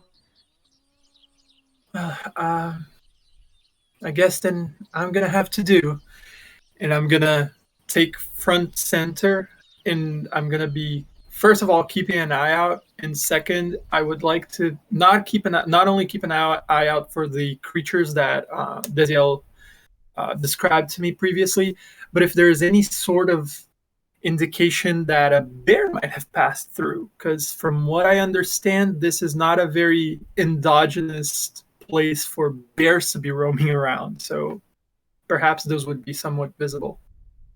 So you guys are going to just walk down the road to the woods then? I believe so. Yeah, I think Yeah, start I mean, there and then I'll navigate once in the woods to the starting is point. there anywhere nearby where we could obtain horses without wasting a bunch of time? There would be a stable in town, or you Gotcha. could probably find some horses. So do we want to attempt to get horses, or do we just go on ourselves? I don't think we should waste the time that No, you've gotten us. I think that might have. I I, concur. I understand they might be able to catch. We're talking this as we're walking. Yeah, walking and talking. Yeah. I understand that they might eventually get the horses and catch up to us, but I believe it's still better for us to get this first head start and then deal with the rest later. We might be even able to catch up to the other bastard that went before. Indeed. Well, off we go. Oh, what? You guys set off down the road. It's a pretty nice walk. The sun kind of off to your to your left, slowly rises over the trees and hills. And after a while, the terrain kind of starts sloping downward. You eventually see over the horizon, wooded swamp, and then getting closer. At about halfway through your trek, you can see a ways. You guys are kind of going parallel to the main road. You can see on that main road a few figures just galloping by on horseback. Two of them look like they're not quite as comfortable, maybe like they're not wearing saddles.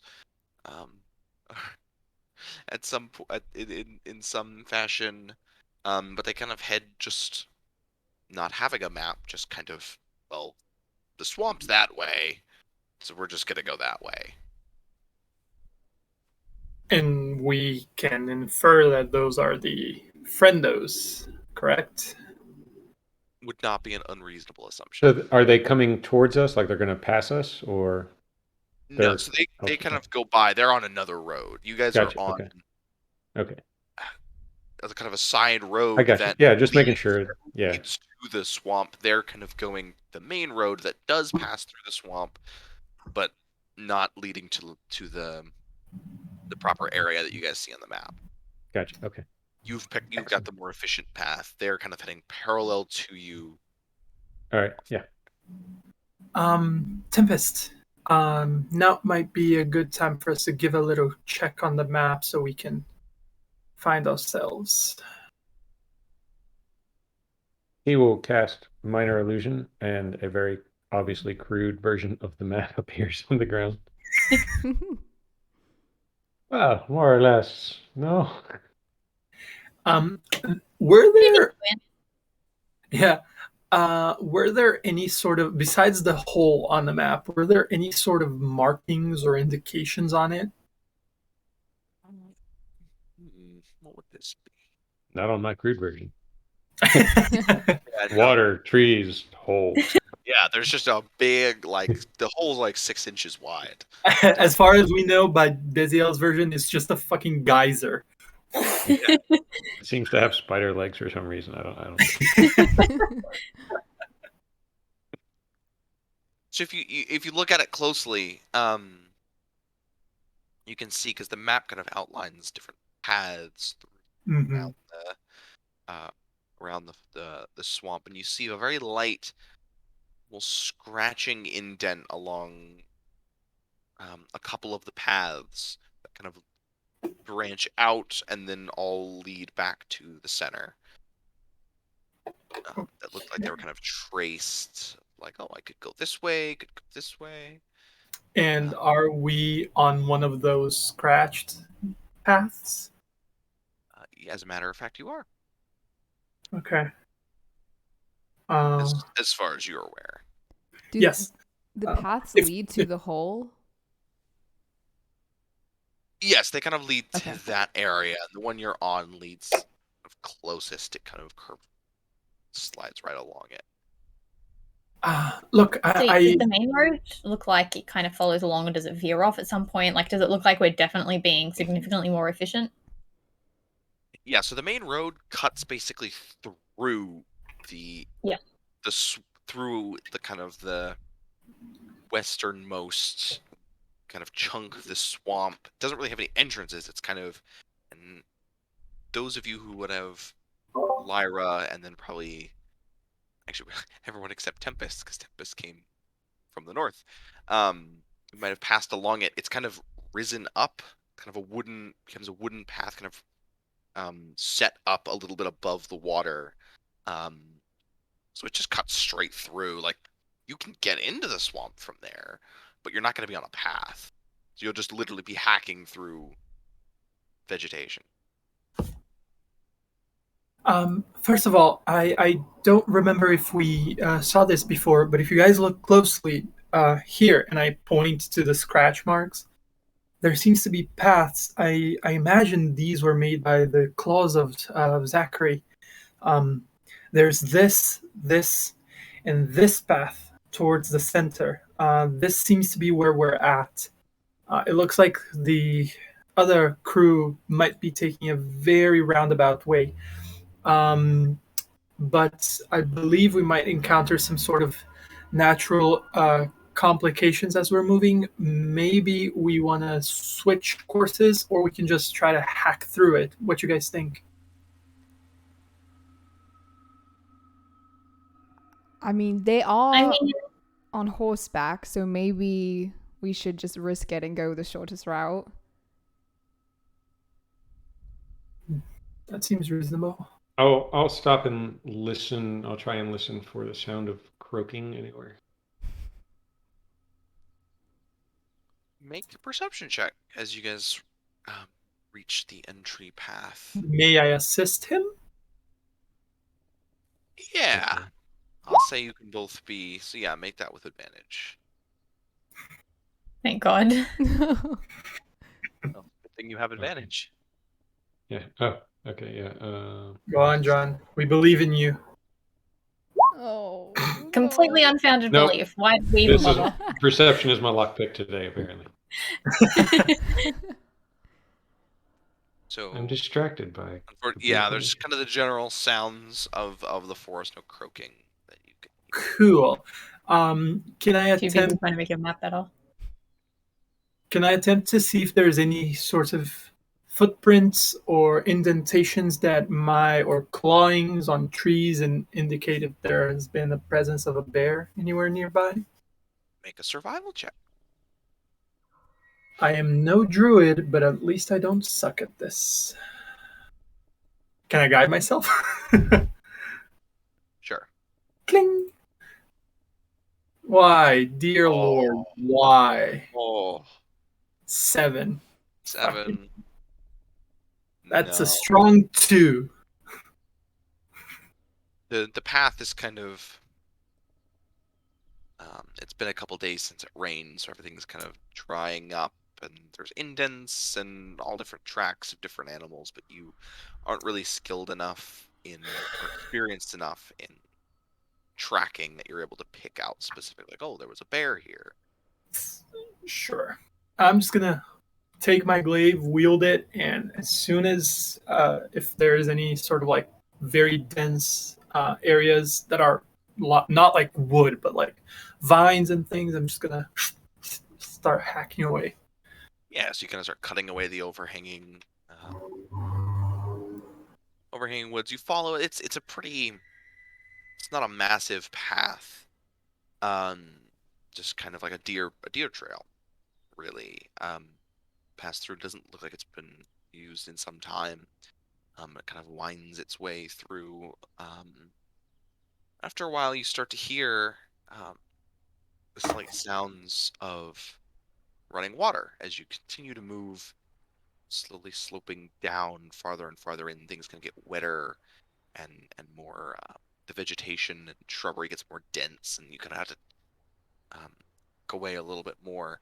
After a while, you hear the source of the running, or you see the source of the running water is a about 10-foot wide stream or creek that cuts through this segment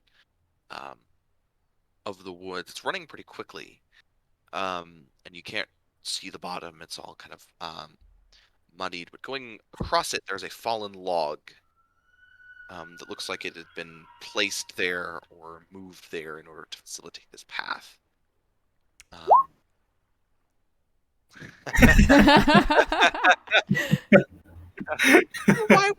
Why would you do that?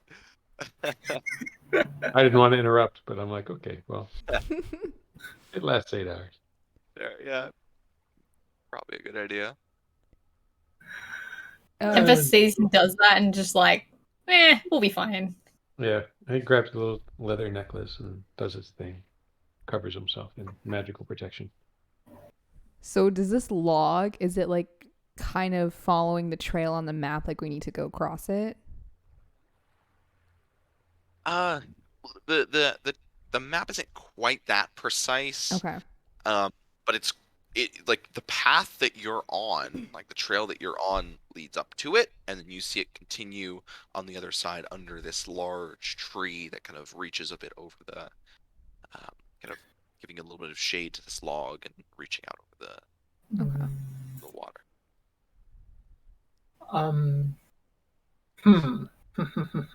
I might be able to create a bit of a easier path through the water, but I don't know if it's a good use of my resources. Well, there's a perfectly good log right here. We can just climb across. How far is like the log right by the riverbank? Yeah, it's kind of, like I said, the path leads right up to it, and it's kind of lodged in the ground just before, because the stream is pretty high up because it's rained in the last few days, so it's kind of swollen past its normal banks. But yeah, it's comfortably clear. Can I try to, like, with the blunt end of my weapon, just nudge the thing to see if it like breaks or gives? Like, yeah, it is a solid. It's pretty large. It's like 6 feet in diameter and actually pretty flat. It looks like it's been walked on, so it's kind of parts of it have been worn or started to wear, kind of flatten out a little bit. It seems pretty sturdy, like it was put there to cross this stream. Okay. When I see you like poking it, I'll kind of like put my hand on your shoulder and be like, "Don't worry, Amniel. If you're afraid, I can go first." Sure, go ahead. Okay. Ladies first. And I will attempt to walk across this log. Great. So you get most of the way, or in the stream is about a little more than 10 feet wide, and the log is kind of placed at a crook, along a crook in the bend. You make your way over, and as you get underneath the tree, I will give you one chance to make a perception check. Okay. Ooh. Okay, there you go. Nothing. Yeah. No, you don't hear anything. It's fine over here, guys. You kind of dunk, and you turn around and like, yeah, it's fine. And just an instant before you hear, it's my fault. Desiel used shape water to make the water rise up into like a little husky puppy, and it was just like running across the stream. You just hear hiss for just a moment before this, what looked just like a vine on this tree, explodes towards you, and I need you to make a grapple check. So that is and I have a map to put you all on. Oh, we're switching over to the map. Okay, here we go. So grapple is the better, like either athletics or acrobatics. Grapple is either athletics or acrobatics. Yeah. Yes, whichever you would prefer. Oh, this is it's going to be good. We're coming from the left? Yes, you guys are coming in from the left here. So Lyra, I would have been right on the log, basically. Yeah, so Lyra, you get to about here. Oh, did that work? I pulled the wrong thing. Here. Out of curiosity, does the river look like it follows the path that we need to take? No, you guys are on a path. Like you're So on it's like trail. this It rather kind than of like intersects. Yeah. Okay. You can even see on the map. There's like, hey, there might be water here. Yeah. Yes, Lyra, you're about there. Mhm. And the rest of you kind of Yes, all day, Yeah. every day. spread about on the bank. As this massive snake just launches its body towards you and goes to wrap its body or its head and neck around you. Change to battle music. Does this work, please? Does. Okay, Is so this you like need to make your okay before it like actually launches its? Oh, I guess I failed my perception checks. Never mind. Okay. So what do I make? So you were making a grapple check. Athletics or acrobatics. Okay. Yes, either athletics or acrobatics, whichever you would prefer. Let's go acrobatics. Okay. It's pretty good. It's okay. 14. He just beat you. Okay. It's not So okay, you guys. Take... I'm fine. It's fine, and then boom! This Yep. slams into you, and you. Oh no! You take 10 points of bludgeoning damage. It's Oh dear.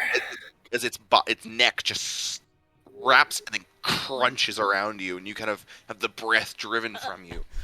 And it kind of wraps around and kind of feeds you back in towards the tree, lifting you off the ground, moving you about 5 feet. Oh, I have to reveal it.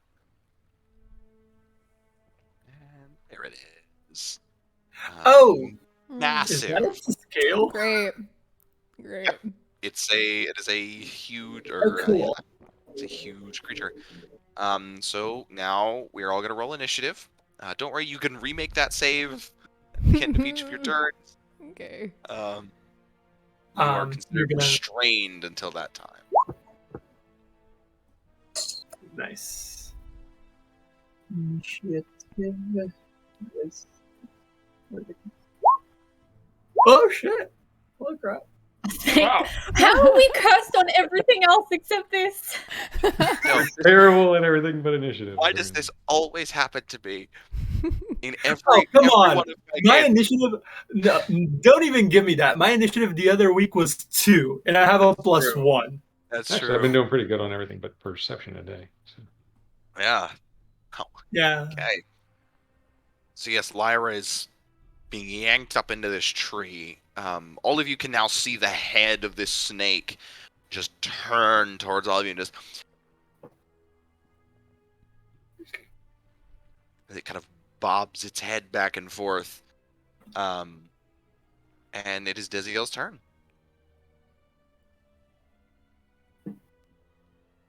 Okay. That is a thing. That is a thing. That scream was my paper going off. For some reason, actually, I can turn that off. One of the sound effects on this soundboard is elk. So every now and then, an elk just screams. Okay. Makes sense. Wow, this looks like a kind of a big thing. I will. You know what? I'll just cast Mind Sliver on it. Alright, so that is an intelligence an saving intelligence save of 14. throw. It gives me flashbacks to Thursday. Intelligence save. Hold on. I Very can't. stressful music. It's a -3.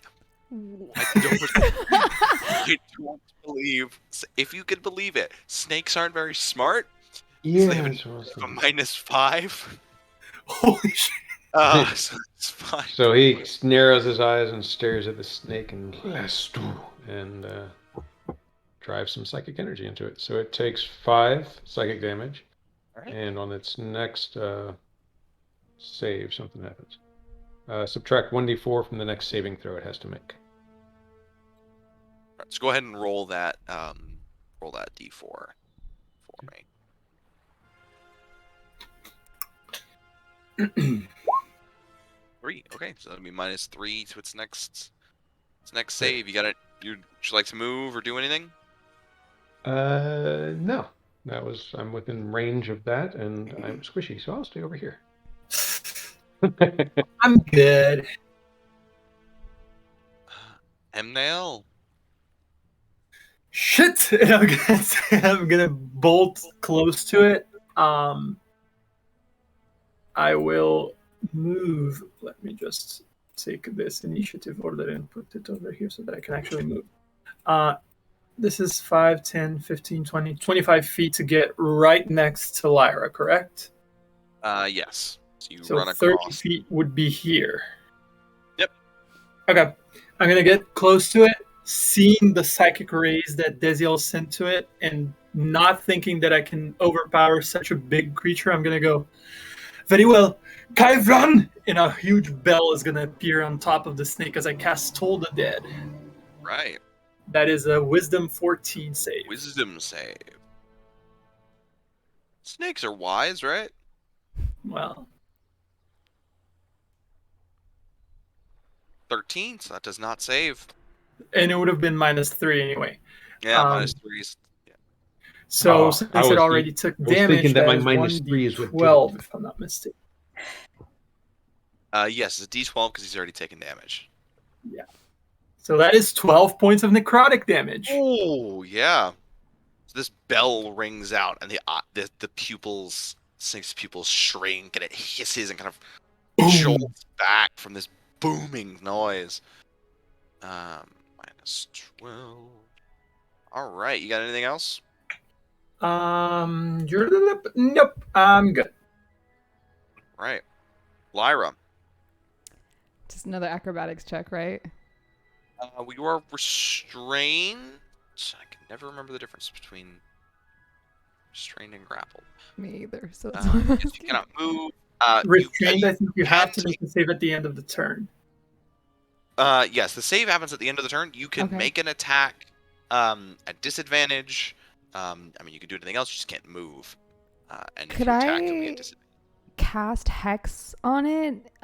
Because I don't really have to, like, how I'm trying to read the description. Because all I have to do is just What are see the- them. What are the requirements? Is it somatic? Voice is okay. It should say in the spell components. Oh, okay. There you go. Voice. What does S and M stand for? Yes, I it's can't remember. verbal. Yeah, S it's is verbal somatic. somatic. And I'd It say has all three. because Yeah. because you are restrained, you wouldn't be able to make the motions Right. Okay. in order to cast that. I can't really cast like Eldritch Blast or stab it or really do anything, can I? So I mean, you could make an attack. I mean, I'll try to At like. disadvantage, you can kind of like try and poke it from your. Okay. All right. So I guess I'll do that. Position. I'm gonna take. Am I able to like take out? Yeah, so you've kind Okay, of got your alright. sword, and you could kind Okay. of try it. I mean, that's why it's a disadvantage, I guess, because you're just trying to. Okay. Sure. So yeah, So make an attack at. I take out my broken short sword, and you see the end of it like kind of form the rest of the sword, and I cast Green Flame Blade at disadvantage. Oops. Hold on. Ooh, nice. That is a somatic spell, so that requires. That would again require some motion. Okay. I don't have any other weapons. You can still Eldritch attack. Blast does Okay. that count as an Okay, so I'll just attack? stab it with my broken sword. No, Eldritch has somatic also. Somatic. Yeah. So go ahead and make an attack roll with your sword at disadvantage. Okay, so 9 probably doesn't hit. No, a 9 does No. not. So you kind of try and get. You're able to kind of slip your sword out, but you can't really generate enough force. Go ahead and make your acrobatics or athletics, whichever's higher. No. Okay. Nope, unfortunately not. That'll end my turn. Yep, that is your turn, Tempest. Okay, I am gonna run over this way, yelling, "Get away from my friend!" And as she comes to a stop, she'll turn and bring her arms up, and I'm gonna cast Guiding Bolt at the thing. She is unhappy with it. That is an attack, right? That is not a save. Yes. Yes, it is. All right, so go ahead and do that. I'm assuming a 22 hits. 22, yeah, 22 hits. And what does that look like? Yeah, so she's kind of as she kind of twirls, her robes flare out, and she kind of gets enveloped by sort of a golden glow, and just a magic circle comes out from below her, and magic kind of feeds up into her and out of her arms. She is very unhappy looking, and didn't roll too badly. It's 13 radiant damage. Ooh, 13, yeah. And if it still looks like it's doing okay,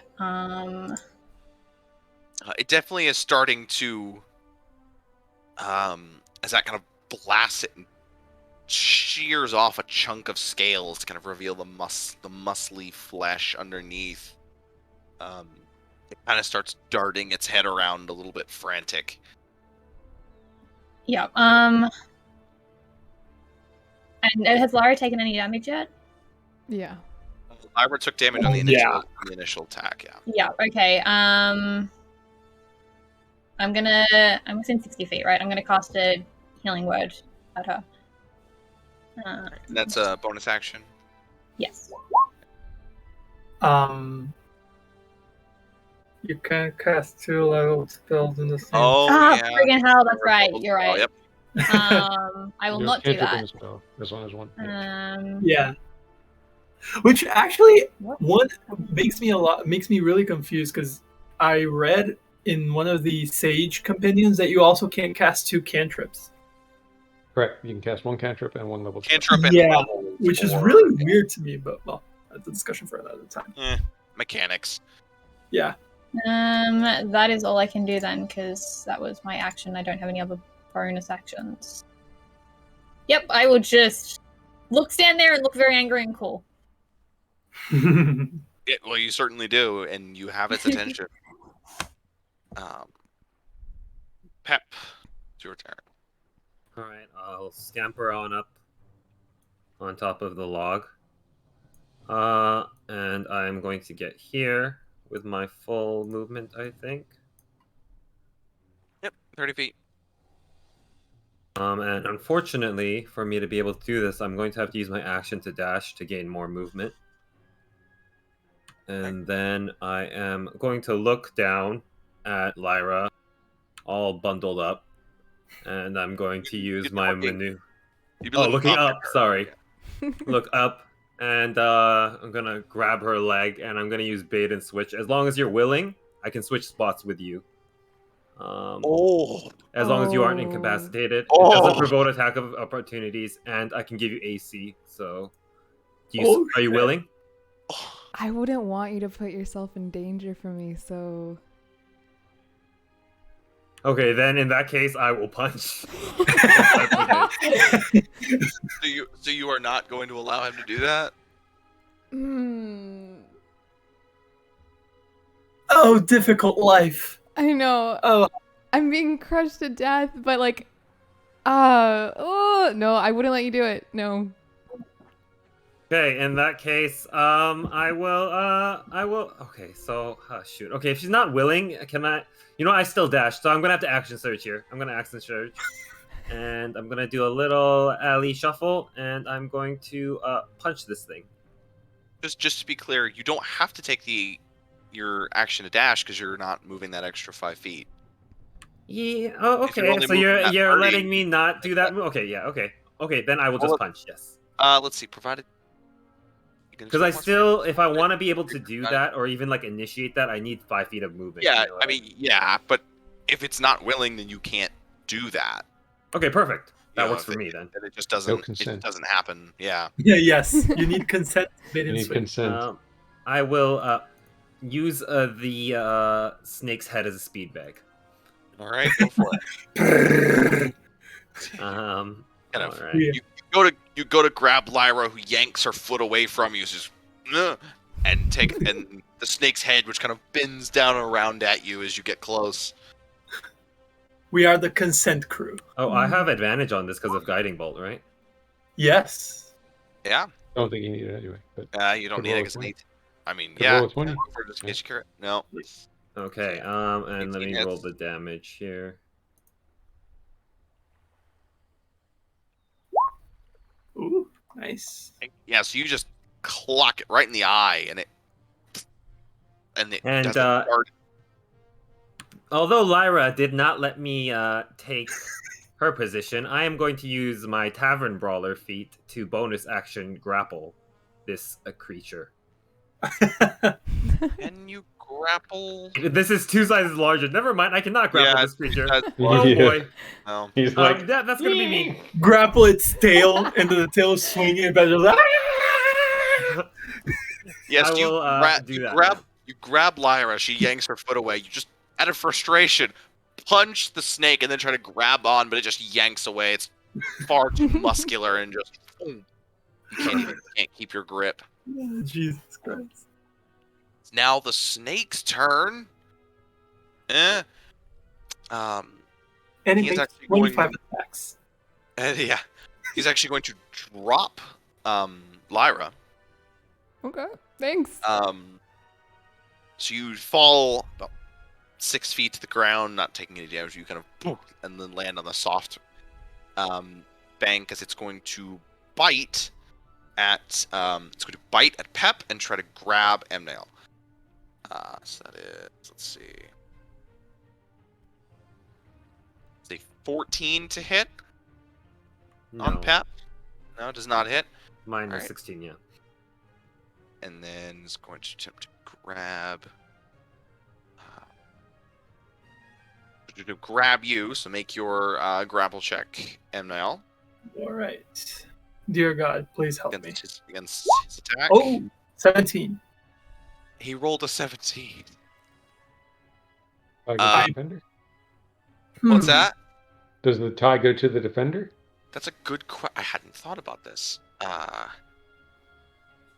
Normally, I would say let's go by the modifier, but something tells me this snake is stronger than I am. By a bit. That is a good question. In the case of opposed ability checks, a tie means nothing changes. So he doesn't grapple me. So he does not grapple you. But does a 17 hit you? Would that hit your AC? 17 is my armor class. Okay, so you're gonna take the damage of the attack, because it's an attack and a grapple. Okay.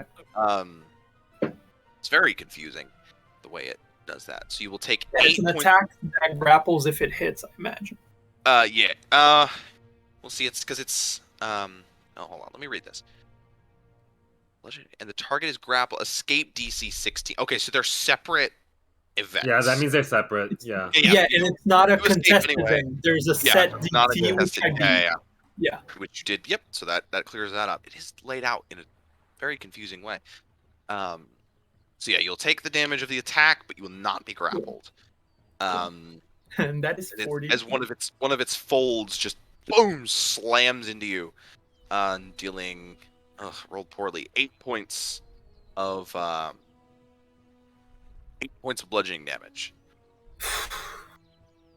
Okay. Not a great round for the snake. Diziel, back to you. How's the snake looking? The snake's not looking too great. It has a number of just gashes all through it. It's kind of still reeling from the punch. So we do seem to be like we're being effective against it. Oh, yeah, you're doing good chunks of damage. Its tail is kind of like switching unnaturally. Then I will again not have to get any closer to it to use Mind Sliver, so I will do that. I will again cast Mind Sliver on it. And if it saves, that will be a miracle. That's 14. Well, it has to roll a 19. You never know. That rolled a -1. So no. 19, -1. Another 5. It actually wraps back around, so a -1 is a positive 19. Okay. Yeah. Takes another 5 points damage. And we'll have -4 to its next saving throw. Alright, you got anything else? No, sir. Alright. Hemnail, you've just been smacked. It tried to grab you. You were able to shove its coils off. Bastard! And I look to Lyra, who's basically like right by me. Would you like to do the honors? Yes, please. And I'm gonna cast Path to the Grave, Panel Divinity, on the snake. So the next attack that hits it, the creature has vulnerability to all the damage. And as a bonus action, I'm gonna cast Healing Word at Lyra. Because Path to the Grave is not a spell, so. Not a spell, yeah. Healing Word. Will it roll for me? No, it did not. Bastard. Apologies. So it's this plus 4, so 5 points. 5 hit points. I'll take it. Hey, it's better than no hit points. Yeah, that's true. Yeah. Okay. Alright, so that's your turn. Yeah. And it's now Lyra's turn. Okay. On the ground, I'm gonna point up at the snake and cast Eldritch Blast on him. Alright. And what does that look like? Ooh, nice. That definitely is. It just looks very vanilla, just straight from her fingers, like no flavor to it. Just yep. Pew. Kind of this dark purple light in a cylinder. Zoop. And 12 points. And it's looking extremely poorly now. I am gonna move away from this snake. Let's see. It's gonna provoke an opportunity attack. Oh, yeah. Moving out of melee range with it. Oh. Wait, is Lyra within 5 feet? Yeah, she's directly beneath it. I'll stay then. You kind of, and it slams into it, and this extra kind of curling purple light from that you kind of channel from the healing energy that seeped through you. It seems to like glom on to the blast and like eat through the scales. The snake now starting to look visibly on the brink of death. Tempest. I'm going to. How hurt does it look? Does it look like it's still got like a lot of fight in it, or does it look like it's barely holding on? Brink of death, I believe, is Brink what was of said. death Brink of death is the term that I used. I'm gonna throw a paper ball at it. No, what she will do though is she doesn't have that long a range of the throwing arm, but she will kind of tap into that magic she's already got going and try and launch a sacred flame at it and sort of spark the radiant on it to flare up again. It has to make a DC 13 saving throw. What sort of saving throw? That's a really good question. Dexterity. It's okay. Sacred flame is dexterity. I get to choose saving throw. I am the god. It has a -4 because of Mind Sliver. Yep. It So well, it already rolled an 11, so that's not going to do it anyway. Damn it. Wonderful. Let me believe my mind sliver matters. Oh, it doesn't take that much. That's boo. It's still alive. So you kind of you burn its part of its tail now into kind of just this black charred piece. Anything else you want to do on your turn? Yes. This time I can cast a leveled spell. And both... Is it Lyra and Pep or Lyra and Amnail that look hurt? Or is it all three of them? Amnail and Lyra have taken damage. Okay, then I'm gonna twin cast Healing Word. Some of the radiant on the snake is gonna leap off to both of them. They're gonna be minorly alarmed for a second, and I'm trying to injure them too, but it's okay. Have my healing.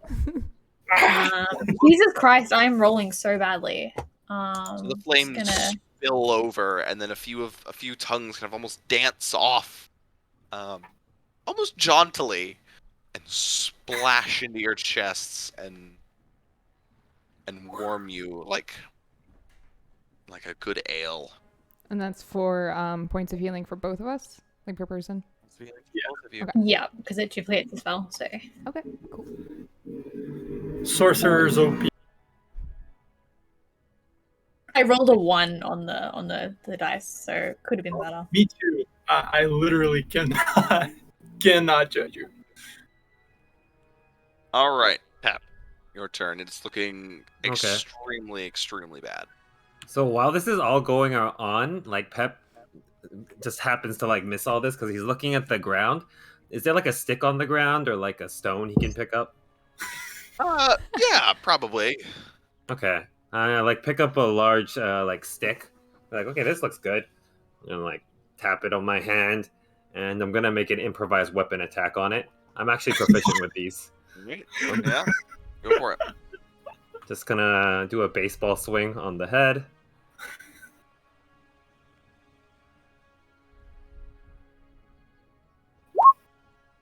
My God. Yep, 24 hits. And I believe my improvised weapons get changed into something else. Now, does it add anything to? Is there any modifier to the damage? Let me just check here. I think Tavern Brawler. It should be 1d4 plus strength. No. So Tavern Brawler is just 1d4 plus strength. I think. Yeah. Okay. Yeah. Even so if, it's dead. Walk me through. What is that? What does this look like? As our DM has been an umpire, he would have seen this many times before. As I hit a home run with this snake's head. I don't remember when I said that. Yes, but the form is perfect. It's definitely out of the park in terms of form. It doesn't have to obviously go that far, but I just hit it on the head with a. Yes, you kind of bend your knees and drive up, and it swings its head over towards you as you kind of. That's good. And it catches it under the jaw, and there's kind of this knot, or smaller branch jutting out from the stick that just jams up into its throat. And you boom and kind of pull, rip, and it just tears through the bottom of its chin, pops its jaw out, and just spills forward, sliding out of the tree as its muscles all go limp. Lyra, since you're underneath it, make a dex save. Oh, fine. To avoid the falling coils. 19, yeah, you're fine. You see this and kind of dart out of the way. As it just bits of it kind of just hanging over branches. And it's dead. Well done. Yay. It's Looks dead. like we got some food, guys. Oh. Ugh. Well, one man's trash is another man's treasure. As soon as I see the snake fall down, I'm like, holy shit, are you guys all right? To both Lyra and Pep. I toss the broken stick over my shoulder. Yep, I'm good. Fine now, thanks. Are any of you hurt? Do you need a bit of help? I think I had a lot of help, actually. Thank you, but I'm good. Feel much better now. Okay.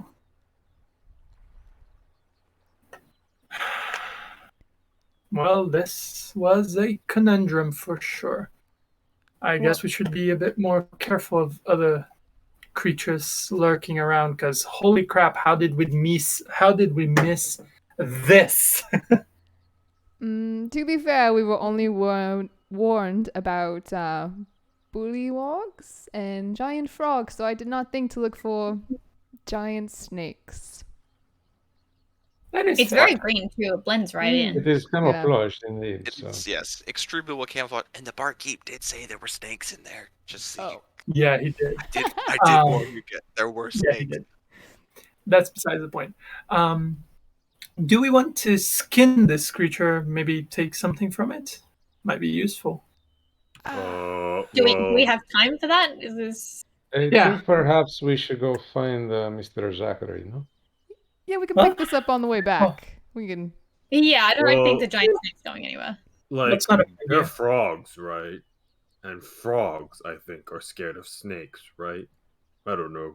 Does it say anything like that in your book, Desio? That snakes eat frogs? Yes, absolutely. Snakes eat frogs. Okay, well, maybe we can take the snake and scare him, you know? Yeah. I don't know if we would. This is a very large creature. I don't know that we very big. It's probably 30+ feet long. I mean, each of us just grab 5 feet, you know, stand in a line. Boo, boo, boo, you know. Wicked at snakes. World's worst battering ram. I mean, if we really, really want it, I could probably carry it for 10 minutes. Buy it. I don't know if we have any real reason to bring it along.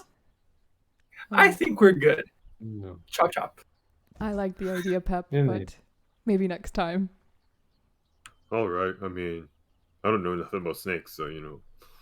I think we stopped by on the way back. It's a good idea. It's just very large. I don't know that we could do anything with it. I mean, while you guys are huge. talking, over the regular din of the forest, which temporarily had kind of faded out while you guys were fighting, but birds starting to chirp again. You hear echoing. None of you could hear that, could you? Yeah, we heard it. Yeah. You could hear that? Okay. My Discord wasn't lighting up, so I wasn't sure if you could hear that. Yeah, we could. So yes, a loud croak echoing around. Has it been long enough for my scream to go off yet?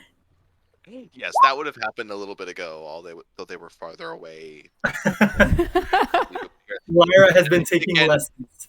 I mean, splash the water on me from the river.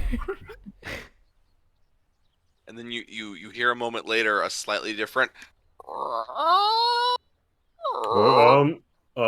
think we should. Run. I think we should go. Does the snake have fangs?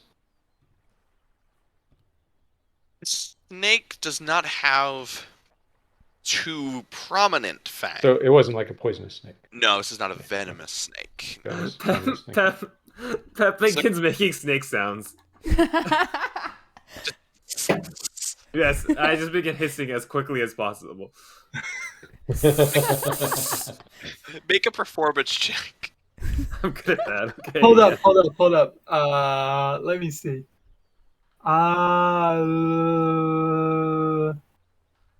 Sorry, I think I might have something that I can help you with. No shit, it's only my own voice. Sorry. I was gonna thaumaturge your voice to boom it up. 17.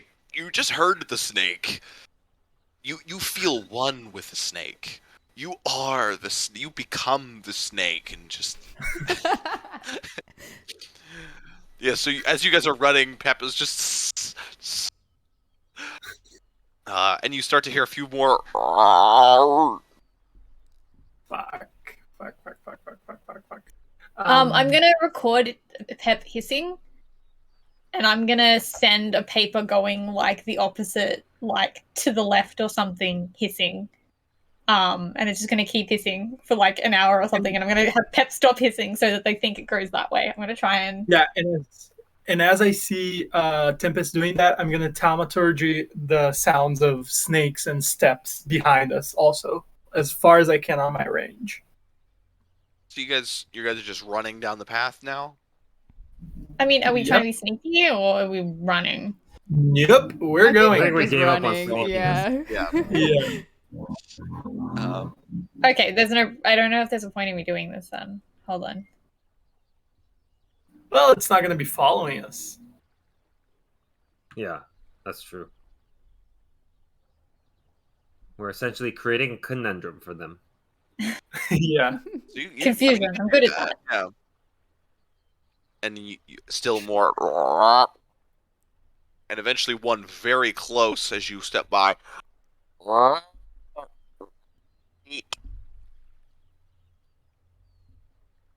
As you blast past, I attempt to minor illusion replicate its croak. Yeah, you can do that. What? Great. Is it? What? Did you guys? Is it just me, or is it speaking actual words? Nobody heard that? Snake hit you on the head too hard. Just keep running. Okay. Did it just tell us to wait? Yeah, Perhaps I we think. should wait. I think the thing said to wait. Full jogging. Desiel will slow down and turn around and look in the direction that he thought he heard wait. So when you slow and look, you do see stepping out from a bush where it had been hidden, an upright standing frog, about 5-ish feet tall, with kind of this simple tattered animal skin clothing, carrying a short makeshift spear, kind of holding up a hand. It's really big though, right? Big for a frog. Okay. It said eat. Wait. So the best Wait. you use is Gotcha. wait, Wait. kind of like holding There's up. two different messages. Yeah. Far too different. Yeah, two far different things. What is going on? So I guess Desiel just kind of stopped while everyone else kept jogging. I'll stop with you because I heard it. Perhaps, excuse me. Hello. Hello. Majesty. He'll turn to the rock. Hello. You killed Snake. Oh, yes, we did. Well, was it a friend of yours? For a second, just looks, and then you hear a strange kind of guttural.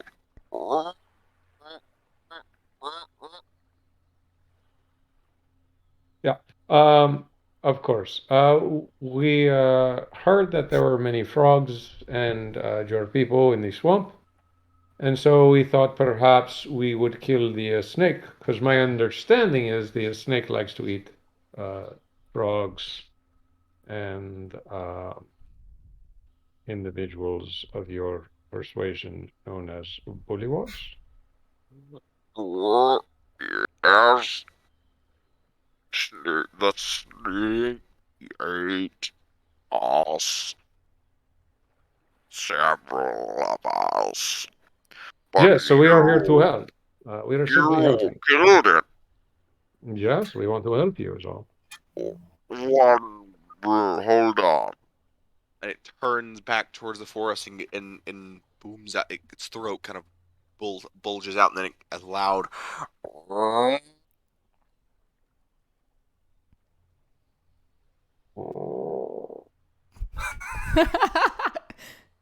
What in the actual shit is happening? Guys, I think they're going to introduce us to the king. Pep, come back. No. We're going to meet royalty.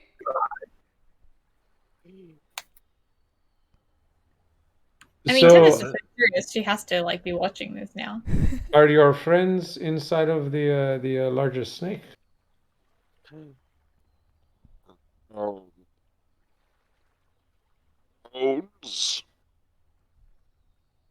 Some of them are bones. Bone. Okay. So we don't need to cut the snake open and get anything out of it. You could. Do. I don't know what that would do. No, it's not for me. I was simply asking for you. I don't think so. You Okay. can ask the queen. Do we get to meet the queen? Well, there are simply two things. We come, all of us, as simple, heroes of the swamp, here to kill those creatures which terrorize your people. And all we ask in return is knowledge of the whereabouts of a friend of ours, a large, hairy friend, very hairy. You are. What is he? It's a bear. What It's a is- talking bear. It's a yes, it's a bear. I don't know if you know what a bear is, but it's a bear. We're looking for our friend named Zachary. He's a bear.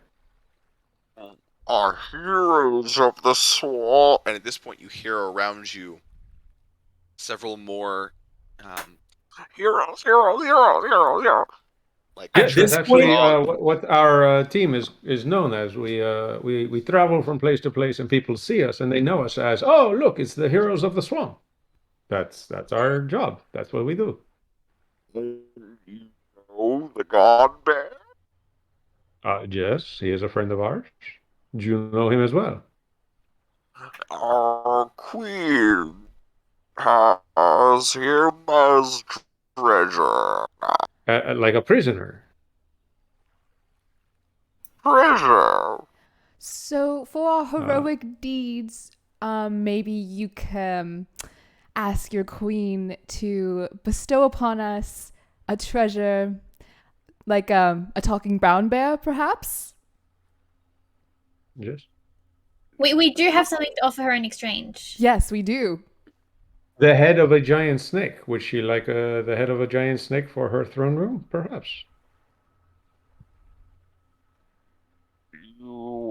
You should speak to her.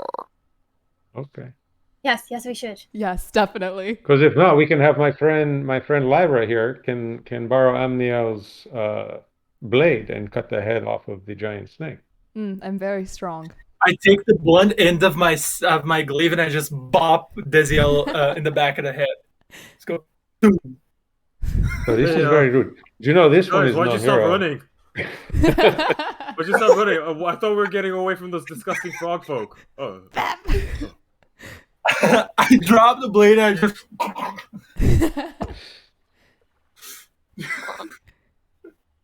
Is he a hero too? Yeah, he Yes. he got knocked in the head all- by the snake, so he's a little, He's- disoriented. Yes. It Very almost mean. very what? Mean. Yes. He is confused. Mhm. He's really nice when you get to know him, though.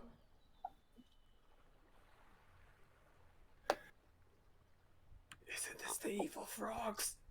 No, well, yes, but they're gonna introduce us to their queen. We're heroes. Heroes. My friend. and you hear he kind of gestures out to just into the shrubbery, and you hear rustling and see the hints of other frogs begin to walk out. We must take these heroes of the swamp to our queen. There's a rousing roar.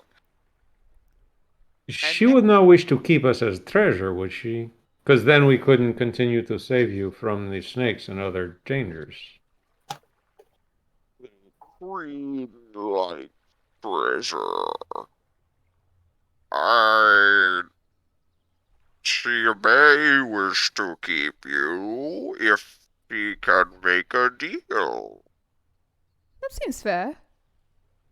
Yeah, I'm sure we can come to some arrangement of some Yeah. kind. Oh, How far from the Queen are we currently? How long a walk would you say, roughly? for very long, presumably. It's for walking, so bit longer. few hours, maybe. Okay.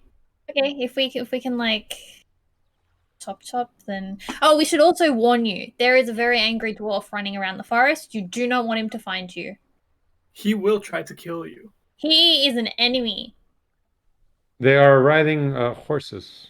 Yes. Not long ago, there should have been a very loud scream that came from them. That was a warning signal. It's a screamer alarm. Anybody? Well, no, this is not true. If you find, tell your friends that if they see 4 individuals riding horses through the swamp, one of them a dwarf, those individuals would likely kill any bullywug they come across. And they love snakes. They're friends with snakes, one would say. They basically are snakes. Yes. Embody them perfectly. This is true. He is a snake. Make just generally make a persuasion check, Lyra. I will very quietly mutter to myself, and I'm going to be, I did not spend 27 years training to be dealing with frog people. Can you have made it an advantage because I helped her? Yeah, sure. And we are heroes of the swamp, after all. Heroes! I mean, they're still pretty... Yeah. We will look for this snake dwarf. Yeah, he does not look like a snake. He is a snake inwardly. Inside, he is a snake. I think I have a picture of him actually, and I'm gonna like flick through my thing and just hold up a picture of a very stylized, square-looking Amarok. The frog kind of... Do frogs have eyelids? Yeah, so he kind of squints, and then in kind of low tones, and it's a very odd sensation as 6 or 7 different frogs all around you start in some kind of conversation in frog speech, before one of them, his throat kind of pulls it in.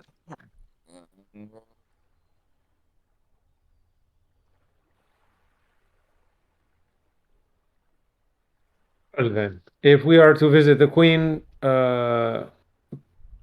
perhaps will all of you be escorting us? Yes, we will lead you to the queen. Very well. Well, then I assume that you will have no problem carrying the head of the snake if we were to cut it off. To present to your queen as a gift, no? Don't you want to be a part of this? Make a persuasion check. You helped yourself. As I hear Diziel say this, I'm gonna start handing my glaive over to Lyra. You know. So good, huh? Thank you. Yeah, I'm super persuasive today. Do I get advantage because it's for his own good? No. Do I get advantage because I really, really want to? Yeah, I know, right? I want this to work, and I have it now. We will not touch the snake. No, very well. Understandable, they're very dangerous creatures. Well, if we want to take it, I guess I've got nothing better to carry around. I mean, if it's just a head, I figure I can probably carry it. I mean, if you guys just want me to cut the head off the snake, you don't have to ask me twice. I'll just do it, just to do it. Oh, Okay. by all Okay. means, Miss Lyra, please. I hand over the glaive to Lyra. What was the Alright, check again? You guys trot back to the snake. The bullywugs now form kind of like this semicircle, keeping at least 30 feet away from the snake, and all of them are just nervously whispering to one another. The snake comes back to life. It's a lich. It's a snake-a-lich. While we're all near the snake, I will say everyone hasn't been speaking Elven around me, so I don't know that.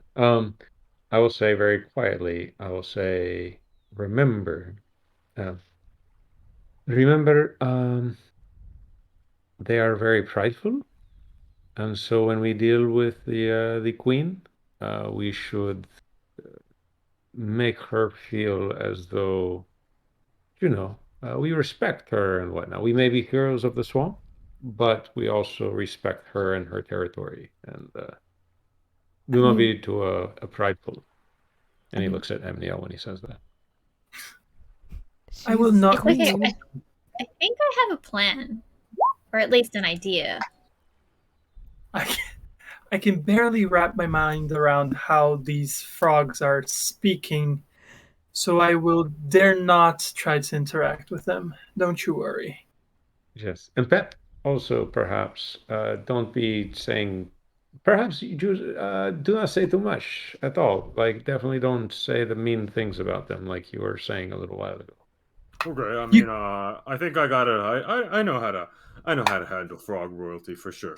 Don't worry about that. Just very quietly, with not saying anything, perhaps would be best. And you notice like Pep's looking at the ground near the riverbank, like really earnestly. He's looking for worms. Oh, dear Lord! Are you going to search for yes, worms? I would like to search for worms if that is possible. Make an investigation check. Make a worm check. Lyra, are you gonna cut its head off? Yeah, what was the check again? It's hold on. It's investigation. Yeah, so you just start digging your hands in the mud and create and kind of sifting it off, and you end up with a handful of earthworms and a few grubs. I'll put it in my tinderbox. Deziel looks over at Amniel and says, in Elven, this human is going to get us killed, you know. No, I'm gonna say in Elven. It's a gift for the queen.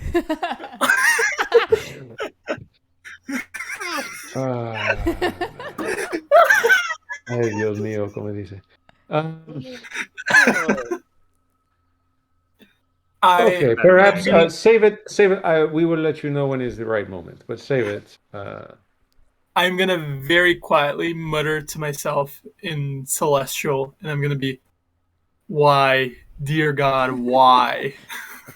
Tempest is gonna turn to you and be like, "I don't know either, but like, I don't think God has the answers."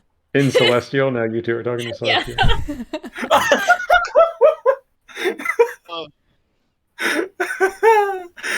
No. I don't think she'll realize she's just switched languages. She'll just be like, I don't know. There is no escape. There's no language. And none of us can speak in private. None of you know a language that no one else doesn't already know. Out of curiosity, Tempest I is haven't gonna tried be like, my third one yet. In Primordial, Tempest is gonna be like, "Am I safe?" Am I secret? Am I safe? I will answer back in Undercommon, and I'm gonna be, "What is everyone here speaking?" I'm gonna say something infernal just to say something because I notice everyone's like flexing their languages and I feel left out. Can you imagine being the frogs? These 5 random people seeming like they're fucking skinny, speaking a bunch of languages. Yes, there's Elven, which they probably recognize. So they know you're talking a language, and then Celestial. I don't know what Celestial's supposed to sound like. Celestial's kind of like a very melodic and spoken with tone. And then Lyra just. I don't think Primordial is very friendly either. Primordial's meant to be pretty rough as well, I think. Yes, so Tempest just. And then Lyra. Tempest is gonna speak to Lyra like they're having a conversation, just in like different dialects, but they're not gonna have any idea what they're saying to each other. The frogs are definitely looking. These heroes are strange. And so that's while Lyra has the glaive up. Go ahead and make a strength athletics check for me. But please be careful with that. I'm always careful. Oh no! I had performance anxiety, okay? I'm always careful and swing it forward, but you actually you didn't really take into account the branches. Reroll that. Oh! Yes! Because this is totally worth using that for. Oh! Oh, so it's a little bit better. So at first you had kind of misjudged the height, and you feel yourself about to hit. You feel the initial stages of hitting a branch, but then Desiel whispers and waves his hand, and it's almost like everything slows and almost backs up ever so slightly, and you're able to tuck it forward. But the angle, you kind of swipe at a strange angle, and it just bounces off the scales. Yeah, everyone kind of sees in their mind Lyra hitting the branch, and then like she doesn't. It's like, oh. Yeah, it's like a cut in a video where she hits, but then she's forward. I'll kind of just look to Omniel and be like, I think I need more practice from you. I don't think you can. It's not a 3. To be fair, this is not very well balanced for a person of your complexion and size. Perhaps somebody can cut the snake off the head. I will take my. Would you mind? Yeah, sure. I'm gonna take the glaive, whirl it above my head, and athletics or an attack. Make athletics, and well, I guess it'd be the same athletics, and then add your proficiency because it's your weapon. You're used to that weapon. So yeah, it's basically an attack for me. So essentially, yes. 15. Yep. So you sink deeply into it. You get about halfway through because it's real thick and it's a lot of muscle, just kind of chung. And then you reach back and chung again and again until you two separate. I whirl it above my head. I slice the first time and I go, this might work. And I take like 2 steps in kind of a jog and give a little jump, like a standing jump. So it creates kind of like a lever movement. So it severs the spine. Yeah. You do that and eventually the head does slide forward onto the mud. The tongue kind of lolls out. And I do a Idaigo movement, kind of like samurai, just to wipe the blood of the blade and just. It doesn't really work. The blood stays on you do it, but the blood stays on. I don't think blood actually very works. Dense, like very thick. So it throws. Tempest, who is coming close to sketch the head, like ducks out of the way of the blood as it flies past. Yeah, so a few specks of blood fly off. You'll still have to clean. Not the hat. Very well. Shall we, Mr. Pep and Amniel? I suppose you are the stronger gentleman. If you want to carry the head. I don't know. Pep, you want to take it? It doesn't matter to me. Need me to hold it, I can hold it for sure. I mean, I'm already holding these worms. I'll give it. Perhaps the head would be a little better than the worms. Okay, I mean, the worm's in my bag, and we got the snake head. Sounds good. I'll just toss it in my sack. Yeah. I have a deal for you. Giant fucking snake head. Yeah, I have a deal for you. If you take the snake, I'll buy you 2 drinks when we get back. Okay, sure, yeah. I'll take it. 2 drinks, easy. Yeah, let's do it. While they're discussing that, I'm going to whip out a little dagger off of my belt, and I'm going to slice off a piece of snake-like flesh from the body, now that it is exposed. Yeah, that won't be too difficult. And all that. It begins. The saga of random items in the inventory begins. No, actually, I'm not putting it in my inventory. I'll cut a little piece off and put it on my shoulder for Desiel, or for Eddie to come out and snack on, and then I'll just eat the rest. Before we go, can I just like poke in the hole where the head was and just see, do I see anything interesting in there? Like any dead body of the frogs or anything? just to make sure. Well, you're not reaching into the stomach, are you? You're just kind of looking into the neck hole? Yeah, see if there's anything still digesting. My stomach's probably a good 10 feet down the snake's neck. The stomach's a good ways in. I know, but like sometimes like when they eat some big stuff, they still digest. Like I don't know how how much of a glutton this snake Fair was. enough. I just have visions of like those videos of you see of like an anaconda has eaten like an entire cow and it's just like chilling there in the sun. You can make survival check. Like the Little Prince when the snake eats the elephant. Why would I I don't be even afraid know of if a I hat? really want to find anything because I don't actually know if I want to go in there. Yeah, it really depends on how much surgery you're willing Yeah. to do. Oh wait, no, that was stealth. Hold That was on. stealth. Take Watch one her off of roll that. 20. So 10.